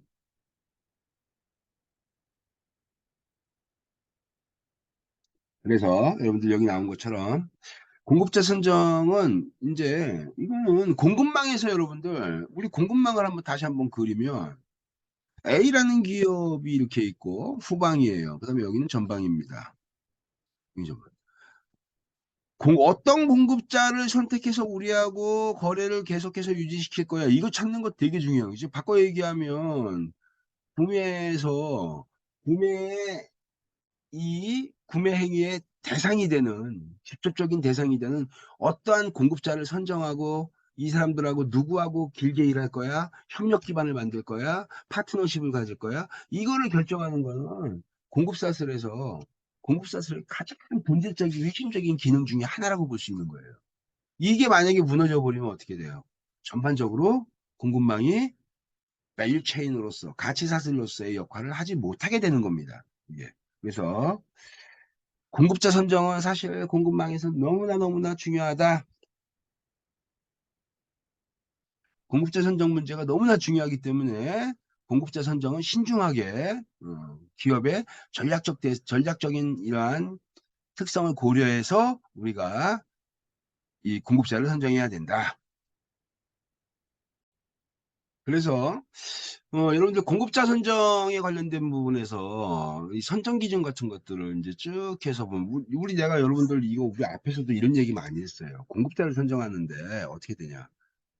코스트 중심으로 공급자를 선정하는 거는 좋은 방법이 아니라 그랬죠. 그죠? 근데 이거 우리 이렇게 실제적인 건 이렇게 되는 거예요. 품목에 따라 달라진더라. 품목에 따라서. 품목에 따라서. 일반적으로 소모성 부자재, 기술적 비차별성이야. 기술이나 갖고 있는 제품의 성능의 차이는 거의 없어. 다 똑같아.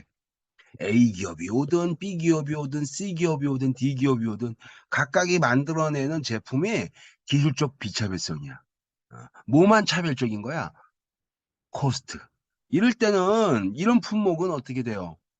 이러한 저렴한 가격에 공급해주는 공급자를 선택하는 게 전략적으로 되게 중요하죠. 그런 거래 기업을 어떻게 돼요? 오랫동안 확보해 있는 게 우리한테 도움이 되는 거잖아요. 그죠?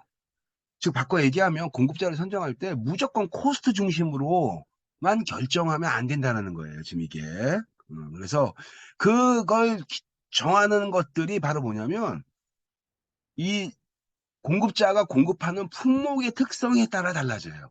우리는 예를 들면 이렇게 되는 거죠. 우리는 이 품목은 품질 중요해. 그러면 단가를만 갖고 공급자를 선정하면 안 되는 거예요. 그죠? 예. 자, 무슨 얘기하는지는 기본적으로 품목의 특성에 따라서 공급자 선정 기준이 달라진다. 이게. 그래서 여기 말하는 이 선정 기준. 일반적으로 공급자 선정 기준 가장 많이 쓰는 게 어떤 거예요? 코스트. 그 다음에 품질. 그 다음에 납기, 딜리버리 타임. 그 다음에 어떻게 돼요? 플렉서블리티, 유연성, CQDF. 요게 공급자 선정 기준에서 가장 많이 활용되는 그러한 그 특징 중에 하나입니다. 이게. 그래서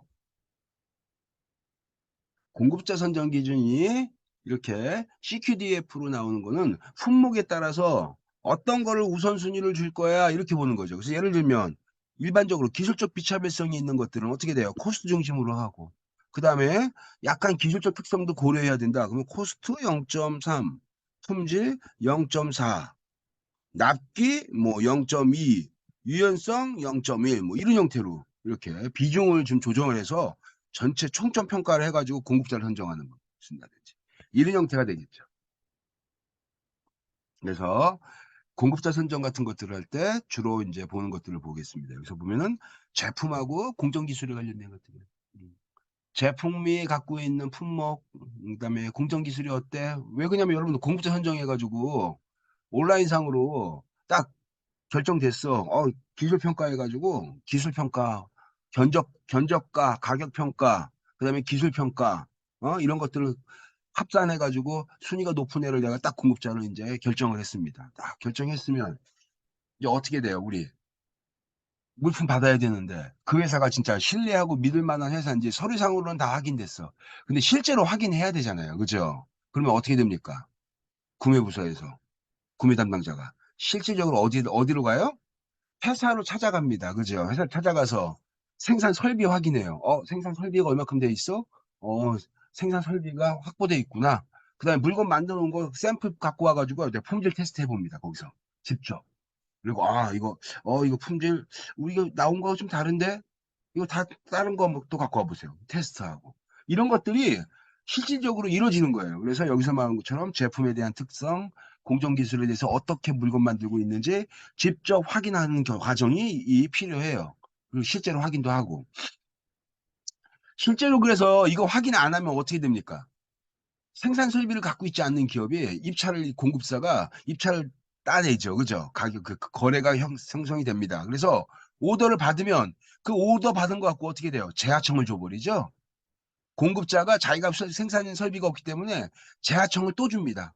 하청이 하청으로 들어가요. 그래서 일부 기업들은 요즘에는 거의 대부분의 이러한 공급자 계약할 때 거기다가 재하청 금지라고 딱 적어 놔요, 거기다가. 즉 내가 당신하고 계약했는데 당신은 또 다른 공급자한테 어떻게 돼요? 다시 하도급 계약 다시 하지 마세요라는 거를 명문화시킵니다.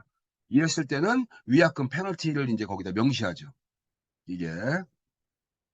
그래서 여기 나온 것처럼 품질, 원가, 신뢰성 안에는 이제 뭐가 들어가 있어요? 납기 준수, 온타임 딜리버리, 수량에 대해서 딱 충족률이 수량 충족률 이거에 관련된 것들이에요.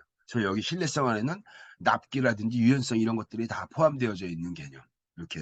그래서 여기 나온 것처럼 주문 시스템과 주문 사이클에 대한 타임. 자, 내가 발주를 집어넣으면 우리 회사에 도달할 때까지 납기가 얼만큼 걸려? 리드 타임이죠.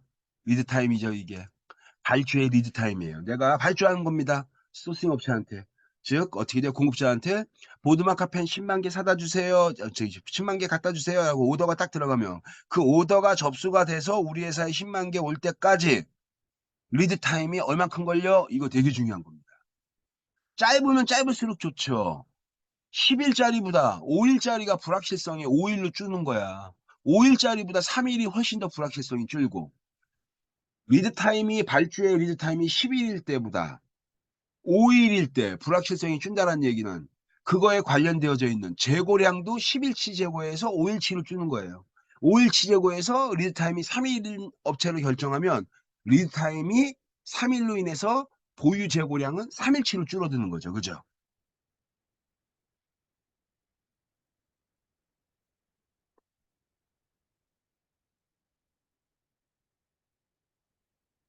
그래서 주문 시스템하고 주문 사이클 타임 같은 것들 이런 것들을 명확하게 고려한다. 생산 능력이 바로 뭐라 그래요, 여러분들? 현장에서 사람들이 이런 게 캐파 하잖아요. 캐파 capability. capability가 아니죠, 이게.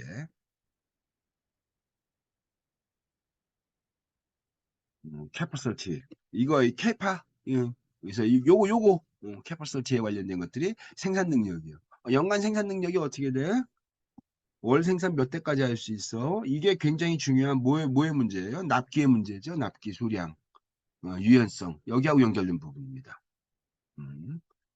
그래서 뭐 이러한 캐파에 관련된 것들도 이제 고려해야 되고 그다음에 어떻게 돼요? 커뮤니케이션 정확하게 소통이 되고 커뮤니케이션 할 수 있는 핵심 접점이 존재해. 자, 그다음에 입지가 이제 아까 얘기했던 것처럼 여러분들 뭐예요?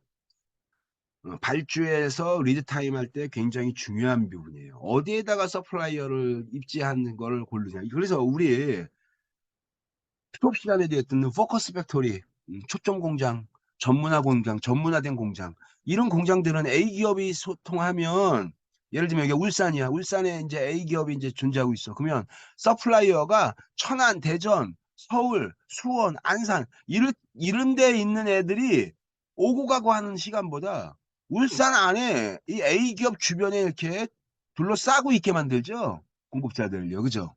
이렇게. 이런 업체들이 어떻게 돼요? 훨씬 더 물류 비용과 시간 측면에서 굉장히 이점이 있다는 거예요. 즉 안산에서 울산까지 오는 불확실성의 크기. 음.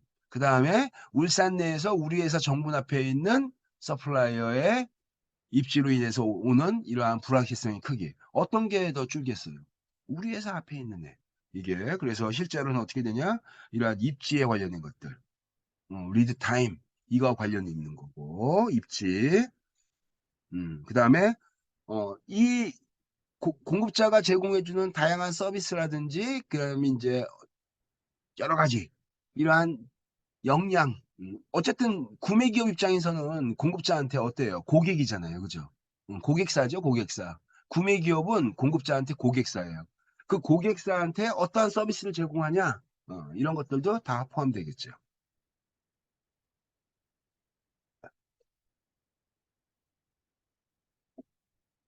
그래서 그러한 측면에서의 이러한 공급자 선정이 이제 중요한 요인이라고 할 수 있습니다.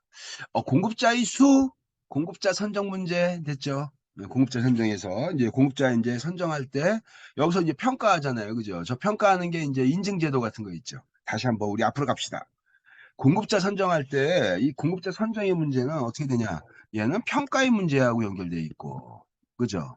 이 평가에 관련된 것들은 또 어떻게 돼요? 인증제도 같은 거 있잖아요. 인증제도, 그죠? 그래서 어떻게 돼? 허들을 만들어 놓는 거죠. 진입할 때 허들을. 야, 너는 국제표준 ISO 9001 품질 경영 시스템 인증받고 들어와. 미니멈 리콰이어먼트. 최소한의 가이드라인을 딱 제시해 주는 거예요. 자격 요건을. 그래서 그걸 넘은 애들만 대상을 하는 거예요. 그래서 공급자 선정을 할 때 공급 기반을 감축할 때 아무나 다 들어오게 하는 게 아니라 최소한의 허들을 만들어 가지고 어떻게 돼요? 공급자 평가를 용이할 수 있도록 허들을 만들어서 1차 장벽을 만드는 거죠. 그죠? 그래서 일반적으로 이런 1차 허들 같은 거 만들 때 어떻게 돼요? 허들을 뛰어넘는 애들만 대상으로 이제 평가를 하는 거죠. 그죠? 그래서 뭐 일반적으로 인증제도 같은 거에서는 국제 인증 같은 거 받아와라 이렇게 하는 경우가 많죠. 인증도 마찬가지로 어떻게 돼요? 이제 자체 인증하는 경우도 있어요. 삼성구 파트너 해가지고 명패, 금으로 이렇게, 은으로 이렇게, 스테인으로 이렇게, 스테인레스로 삼성구 파트너 해가지고 이렇게 딱 명패 만들어주면 중소기업은 어떻게 돼요? 공급자는 너무나 자랑스럽죠, 그죠? 그래서 회사 정문 옆에다 붙여놓습니다. 공단에 가보면 간혹 그렇게 대기업과 이런 파트너 계약을 맺은 기업들이 회사 정문 옆에다가 아주 딱 붙여놔요. 그럼 우리는 삼성구 파트너입니다. 이렇게. 그래서 제가 수업 시간에도 얘기했잖아요. 우리 지나가다가 조그만 중소기업 같은데 삼성국 파트너 마크 딱 붙어 있으면 어때요, 여러분들? 어? 여기 삼성의 공급사인가 보다. 이렇게 생각할 거 아니에요. 그래서 어떤 생각이 들어요? 여기, 기술력 있나 보다. 탄탄한가 보다, 여기. 삼성의 거래 파트너로 삼성하고 거래하는 거 보니까. 이런 생각 같잖아요. 그게 바로 인증 효과예요. 그죠? 그래서 어쨌든 그러한 측면의 특징이 있다. 공급자의 수를 봅시다, 공급자의 수. 공급자의 수를 싱글 소싱 할 거냐, 멀티 소싱 할 거냐, 이거예요. 그죠? 여러분들, 우리 현대자동차가, 어? 저기, 자동차 부품을 단가 때문에 어떻게 돼요? 중국에 있는 그 부품은 저기, 정말로 여러분, 저기, 그 자동차가 뒷좌석, 앞좌석, 그러니까 자동차 안에 발전기가 들어가 있죠. 전기 발전기. 자동차 안에 배터리도 있지만 전기 발전기가 있습니다. 전기 발전기를 일으켜서 자동차 안에서 전기를 쓸 수 있도록 발전기하고 이제 어떻게 돼요? 차하고 모든 이렇게 저기 위치하고 이 저기 자동차 안에 이 전장류 부품들을 다 이제 전기로 연결시켜 놓는 거죠. 그래서 어떻게 돼요? 뭐 자동으로 이렇게 창문도 내리고 하고 하는 이렇게 구동하게 하는 거잖아요. 이게 그것들을 연결시켜주는 전선 다발이 있어요. 전선 다발. 그래서 자동차가 있으면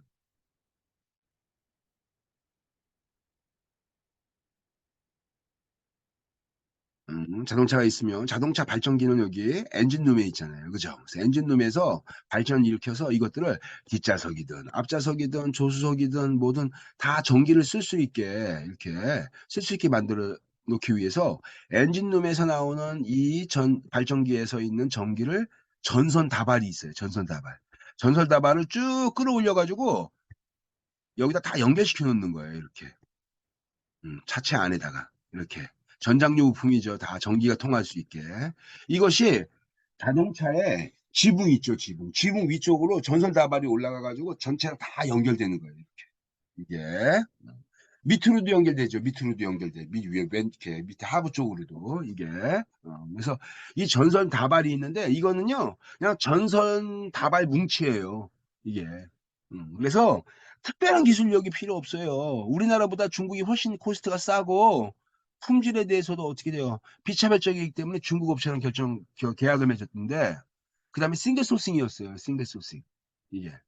중국이 코로나로 국경선이 봉쇄되면서 현대자동차가 어떻게 돼요? 그 전선 다발에 대한 소싱이 안 됨으로 인해서 완성차 차질이 생기는 거야, 생산 차질.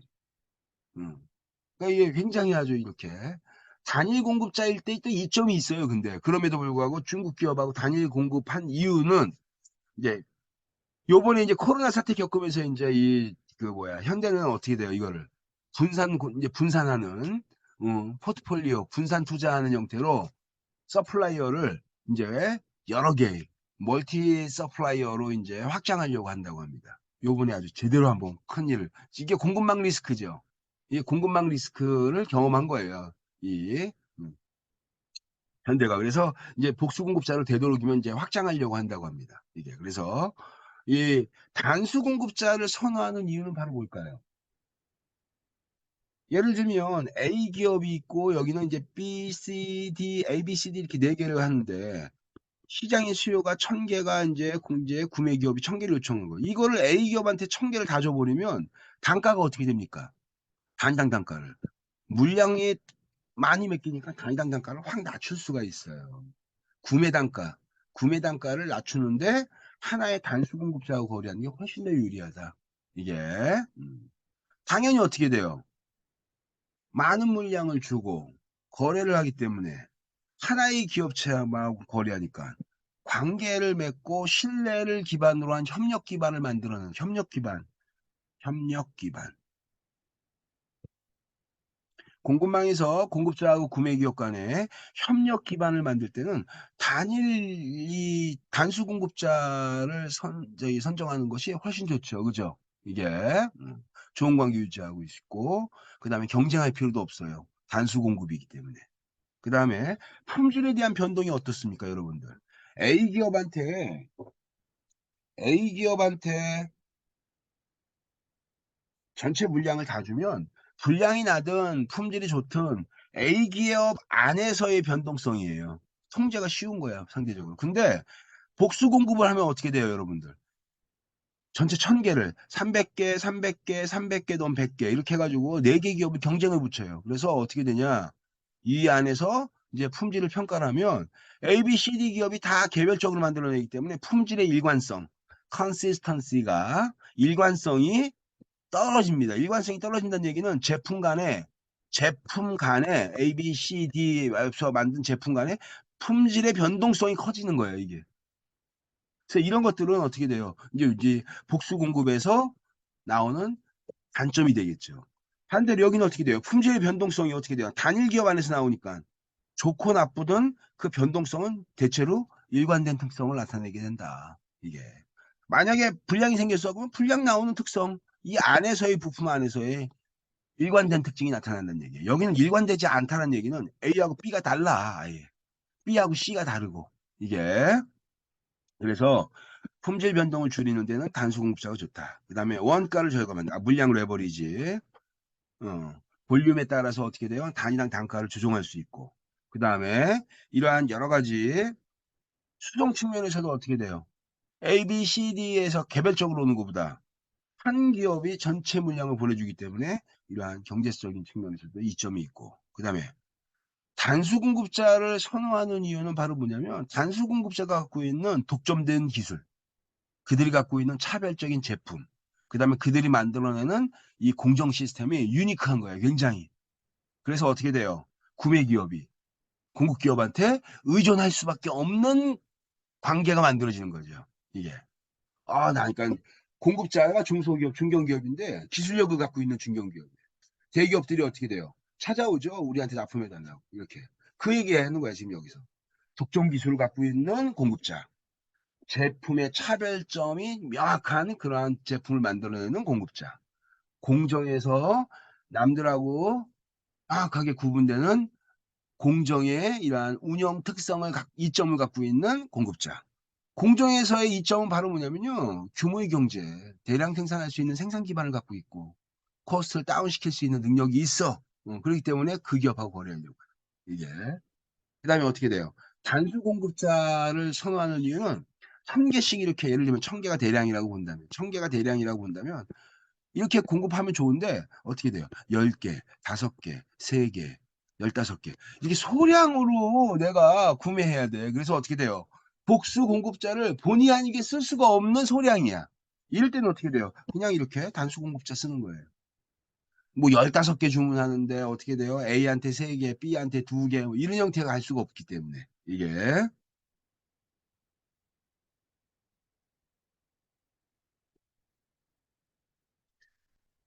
그 다음에 복수 공급자를 선호하는 이유에 대해 한번 봅시다. 복수 공급자. 내가 이거 1000개를 A한테 맡겼더니 A가 뭐라 그래? 어이, 1000개 못 만드는데 우리 한 달에? 이렇게 되는 거예요. 공급 능력, 생산 능력이 부족해가지고 어떻게 돼요? 본의 아니게, 그래? 넌 몇 개 만들 수 있어? 전 300개요. 그럼 어떻게 돼요? 700개 부족분에 대해서 어떻게 돼?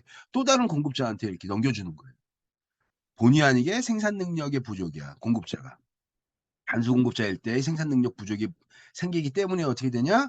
또 다른 복수 공급자한테, 또 다른 공급자들한테 생산 물량을 할당하는 거죠, 이렇게. 그 다음에 아까 얘기했던 거, 공급장에 대한 위험 분산. 내가 A 기업하고 단수 공급자를 썼는데, 싱글 소싱을 했는데, 이 기업이 파업이 났네, 회사가. 대표적으로 여러분도 어떻게 돼요? 유성실업. 우리나라. 어. 자동차에 이제 납품하는 그 유성실업이 파업하면서 어떻게 돼요? 굉장히 이제 페널티도 많이 받고 했죠. 그죠? 그래서 이러한 공급장애, 파업이 일어난다든지 뭐 유동성 위기, 재무적 유동성 위기로 인해서 어떻게 되냐? 이러한 문제가 발생했을 때, 이때 그래서 단수 공급자가 굉장히 리스크하기 때문에 어떻게 되냐? 공급장애 문제가 발생할 가능성이 있는 측면에서는 A 기업하고 하나만 하지 않고 어떻게 돼요? B, C, D로 이제 위험을 분산시키는 거예요. 예. 그래서 내가 분산 투자한다는 것처럼 분산 포트폴리오 이렇게 달걀을 한 바구니에 담지 마라. 그거하고 똑같은 개념이죠. 그죠? 그래서 어떻게 돼? 이렇게. 그 다음에 A, B, C, D로 이렇게 만들어가지고 할당을 하잖아요. 1000개를. 그러면 자연스럽게 뭐가 만들어집니까? 요게 만들어지죠. 그죠? 그 다음에 또 어떻게 돼요? 이 경쟁을 통해 가지고 질이 나쁘거나 분량이 많거나 이런 것들은 누락을 탈락을 시킵니다. 그죠? 그래서 잘하는 기업한테는 더 많이 주고 못하는 기업은 강등하고 페널티 주고 그죠? 이것들. 정보 수집원의 확대 측면에서도 어떻게 돼요? 다양한 정보, 다양한 기업하고 거래가 되기 때문에 시장에서의 다양한 정보들을 이제 캐치할 수가 있어요. 그다음에 뭐 사업상 특별한 배려, 이 사업상 특별한 배려 같은 경우에는 본의 아니게 어떻게 돼요? 저 기업한테는 무조건 특정한 물량을 줘야 돼. 이렇게. 그래서 어떻게 돼요? 본의 아니게 단수 공급이 아니라 복수 공급으로 가는 그러한 사업상의 특별한 배려로 인해서 복수 공급을 쓸 수밖에 없는 그런 거래 특이성, 이런 것들이 이제 발생하겠죠. 그럼 이제 구매하는 이제 조직의 구매 조직의 특징을 이제 중앙 집중식 구매하고 분산식 구매예요. 이거 간단하게 설명할 수 있어요. 이게 여러분들 우리 맥도날드 한번 얘기해 볼까요? 맥도날드. 맥도날드. 맥도날드가 맥도날드 상품 맥도날드 햄버거에 맥도날드가 이게 공급망이죠. 이거 맥도날드돼요. 그죠? 미국에 있는 이 맥도날드 본사에서 어떻게 돼요? 상품에 대한 우리가 추구하는 궁극적 가치가 있어요. 미국식 햄버거의 글로벌 스탠다드. 이게 이제 이 맥도날드가 추구하는 이 햄버거의 이 기본적 목적성이에요. 이게 미국식 아메리칸 스타일의 이 햄버거. 이거 저기 딱 우리가 표준이야라고 생각하는 사람 맥도날드가 이게 그래서 전 세계 이제 맥도날드 대리점에다가 이제 어떻게 돼요, 여러분? 맛을 표준화시키려면 뭐가 똑같아야 돼? 조리 방법이 같아야 돼. 그죠? 그 다음에 또 조리 방법도 같아야지 맛이 같아지고 또 하나 뭐가 있을까요? 조리 방법도 같은데 맛이 틀려? 그러면 이건 문제가 있는 건데 어디서 문제가 발생하냐? 자재가 달라지는 거죠. 이게 그러니까 어떻게 돼요? 맛을 균일화시키려면 맛을 균일화시키려면 자재가 일단 같아야 되고 햄버거에 들어가는 패티, 양상치, 빵, 번 이런 것들이 다 같아야 되는 거야. 그죠? 두 번째, 조리 방법이 같아야 되죠. 그죠? 그래서 같은 자재로 같은 조리 방법으로 만들면 맛의 표준화가 되는 겁니다. 이게 됐죠? 이게. 그럼 맥도날드가 어떻게 돼요? 이 목적을 이루기 위해서 미국 본사에서 양상치부터 시작해서 치즈부터 시작해서 빵, 이 번까지 샌드위치까지 어떻게 돼요? 다 빵까지 전 세계에다가 다 공급을 해줘야 됩니다. 그죠? 예. 이런 형태로 가게 되면요, 여러분들 햄버거 가격이 한 10만 원 합니다. 그죠? 식자재이기 때문에 배로는 가면 돼안돼. 배로 갈 수도 없어. 상하기 때문에.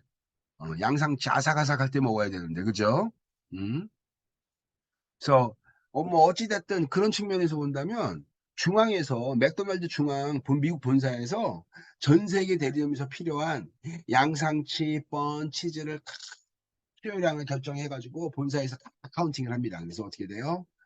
패티는 1억 장, 뻔은 10억 개, 모는 얼마 이렇게 대량으로 구매해서 전체 한 번에 어떻게 돼요? 한 번에 전체 본사에서 구매해 주니까 너무나 가격을 싸게 할 수 있겠죠. 대량 구매니까 이게. 이런 형태로 관리하는 방법. 이게 바로 뭐예요? 중앙 집중식 구매 방법입니다. 맥도날드는 그렇게 하진 않겠죠. 그죠? 또 맥도날드가 그렇게 생각한다, 그렇게 하는 걸로 생각하면 안 돼. 이게. 어. 그래서 그렇게 이제 중앙 집중식 구매 방법은 이런 형태예요, 제가. 극단적인 예를 든 겁니다, 지금. 극단적인 예. 근데 우리 맥도날드 한번 사례를 한번 실제로 한번 다시 한번 우리 실제로 적용을 한번 해봅시다.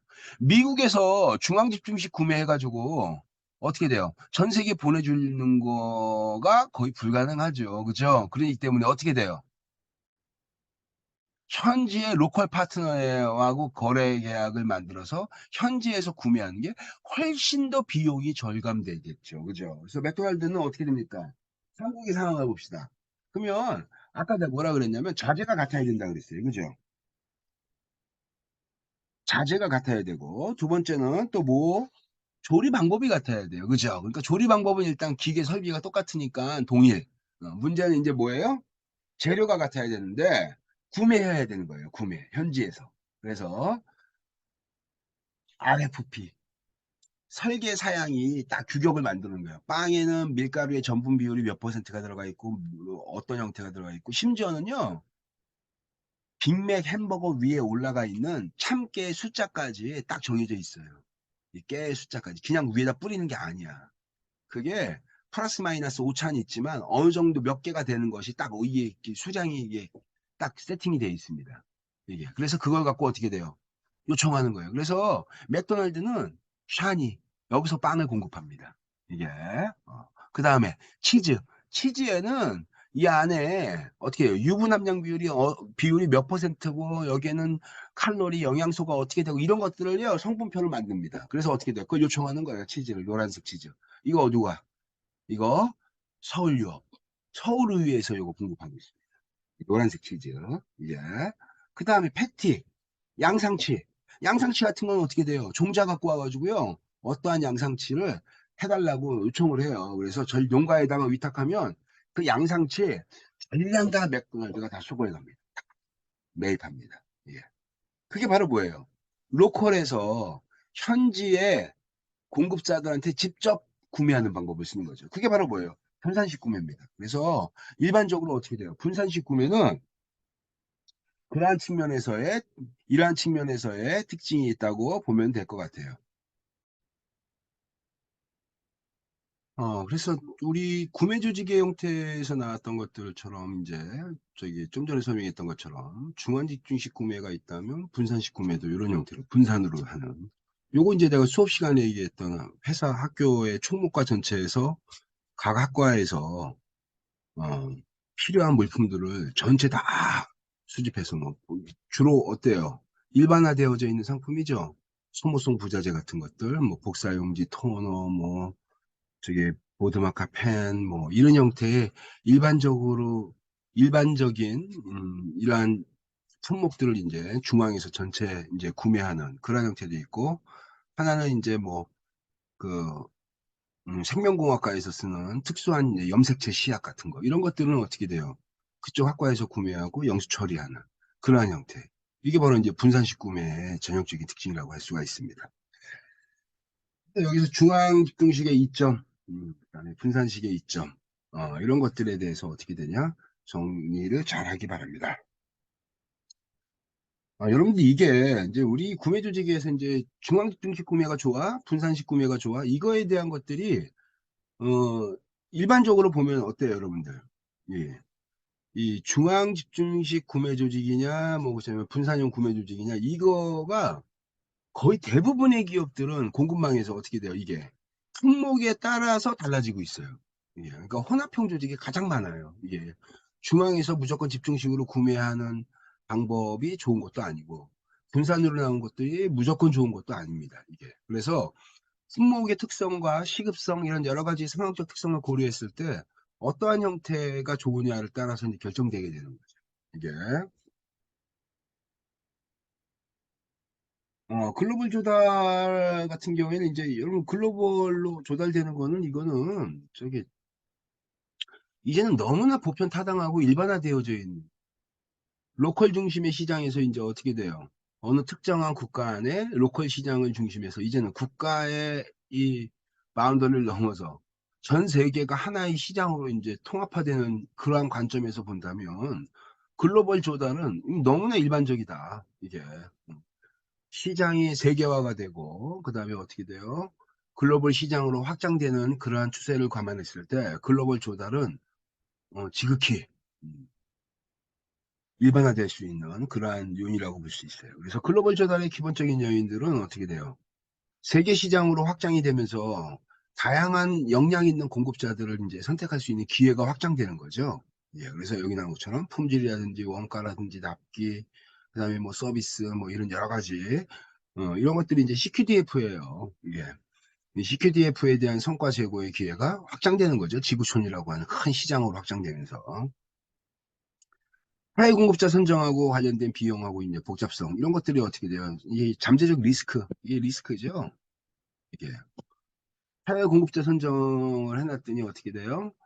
소통이 잘 안 된다든지 그 다음에 그 문화적 차이라든지 그렇지 않으면 국가적인 어떤 관세 비용 그 다음에 국가적인 어떤 세금 이런 것들에 대해서 굉장히 복잡해가지고 도리어 어떻게 돼요? 다양한 이건 추가적인 비용이 나타날 수도 있다. 그래서 해외 공급자 선정과 관련되어져 있는 선정에 관련되어져 있는 것들은 해외 업체들은 이제 평가하고 판정하고 이제 평가하고 이제 선정하고에 관련된 과정에서 이제 추가적으로 나타난 이러한 비용들, 그 다음에 복잡성 이런 여러 가지 이제 문화적 충돌이라든지 이질적인 것들에 대한 이제 문화에 대한 이제 통합이 필요하니까 당연히 이런 것들이 필수. 관세 환율 문제, 그 다음에 뭐 정치적 법적인 문제, 뭐 이런 형태. 뭐 정치적 안정성이나 이런 것들도 굉장히 중요하죠. 공급자 선택할 때. 소통하고 이제 납기의 문제, 이런 소통의 문제, 이런 것들이 다 잠재적인 해외 공급자를 선정할 때 잠재적인 리스크로 이제 볼 수 있습니다. 그 다음에 이제 국제적인 이제 발주해가지고 이제 이 국제적인 구매 발주 글로벌로 이제 발주하는 구매 조직에서 이러한 특징이 보면 이제 구상무역. 예. 그래서 여기서 이제 구상무역 같은 것들은 어떻게 되냐? 제하고 서비스를 해외에 있는 기업의 재화하고 서비스를 이제 서로 교환하는 거예요.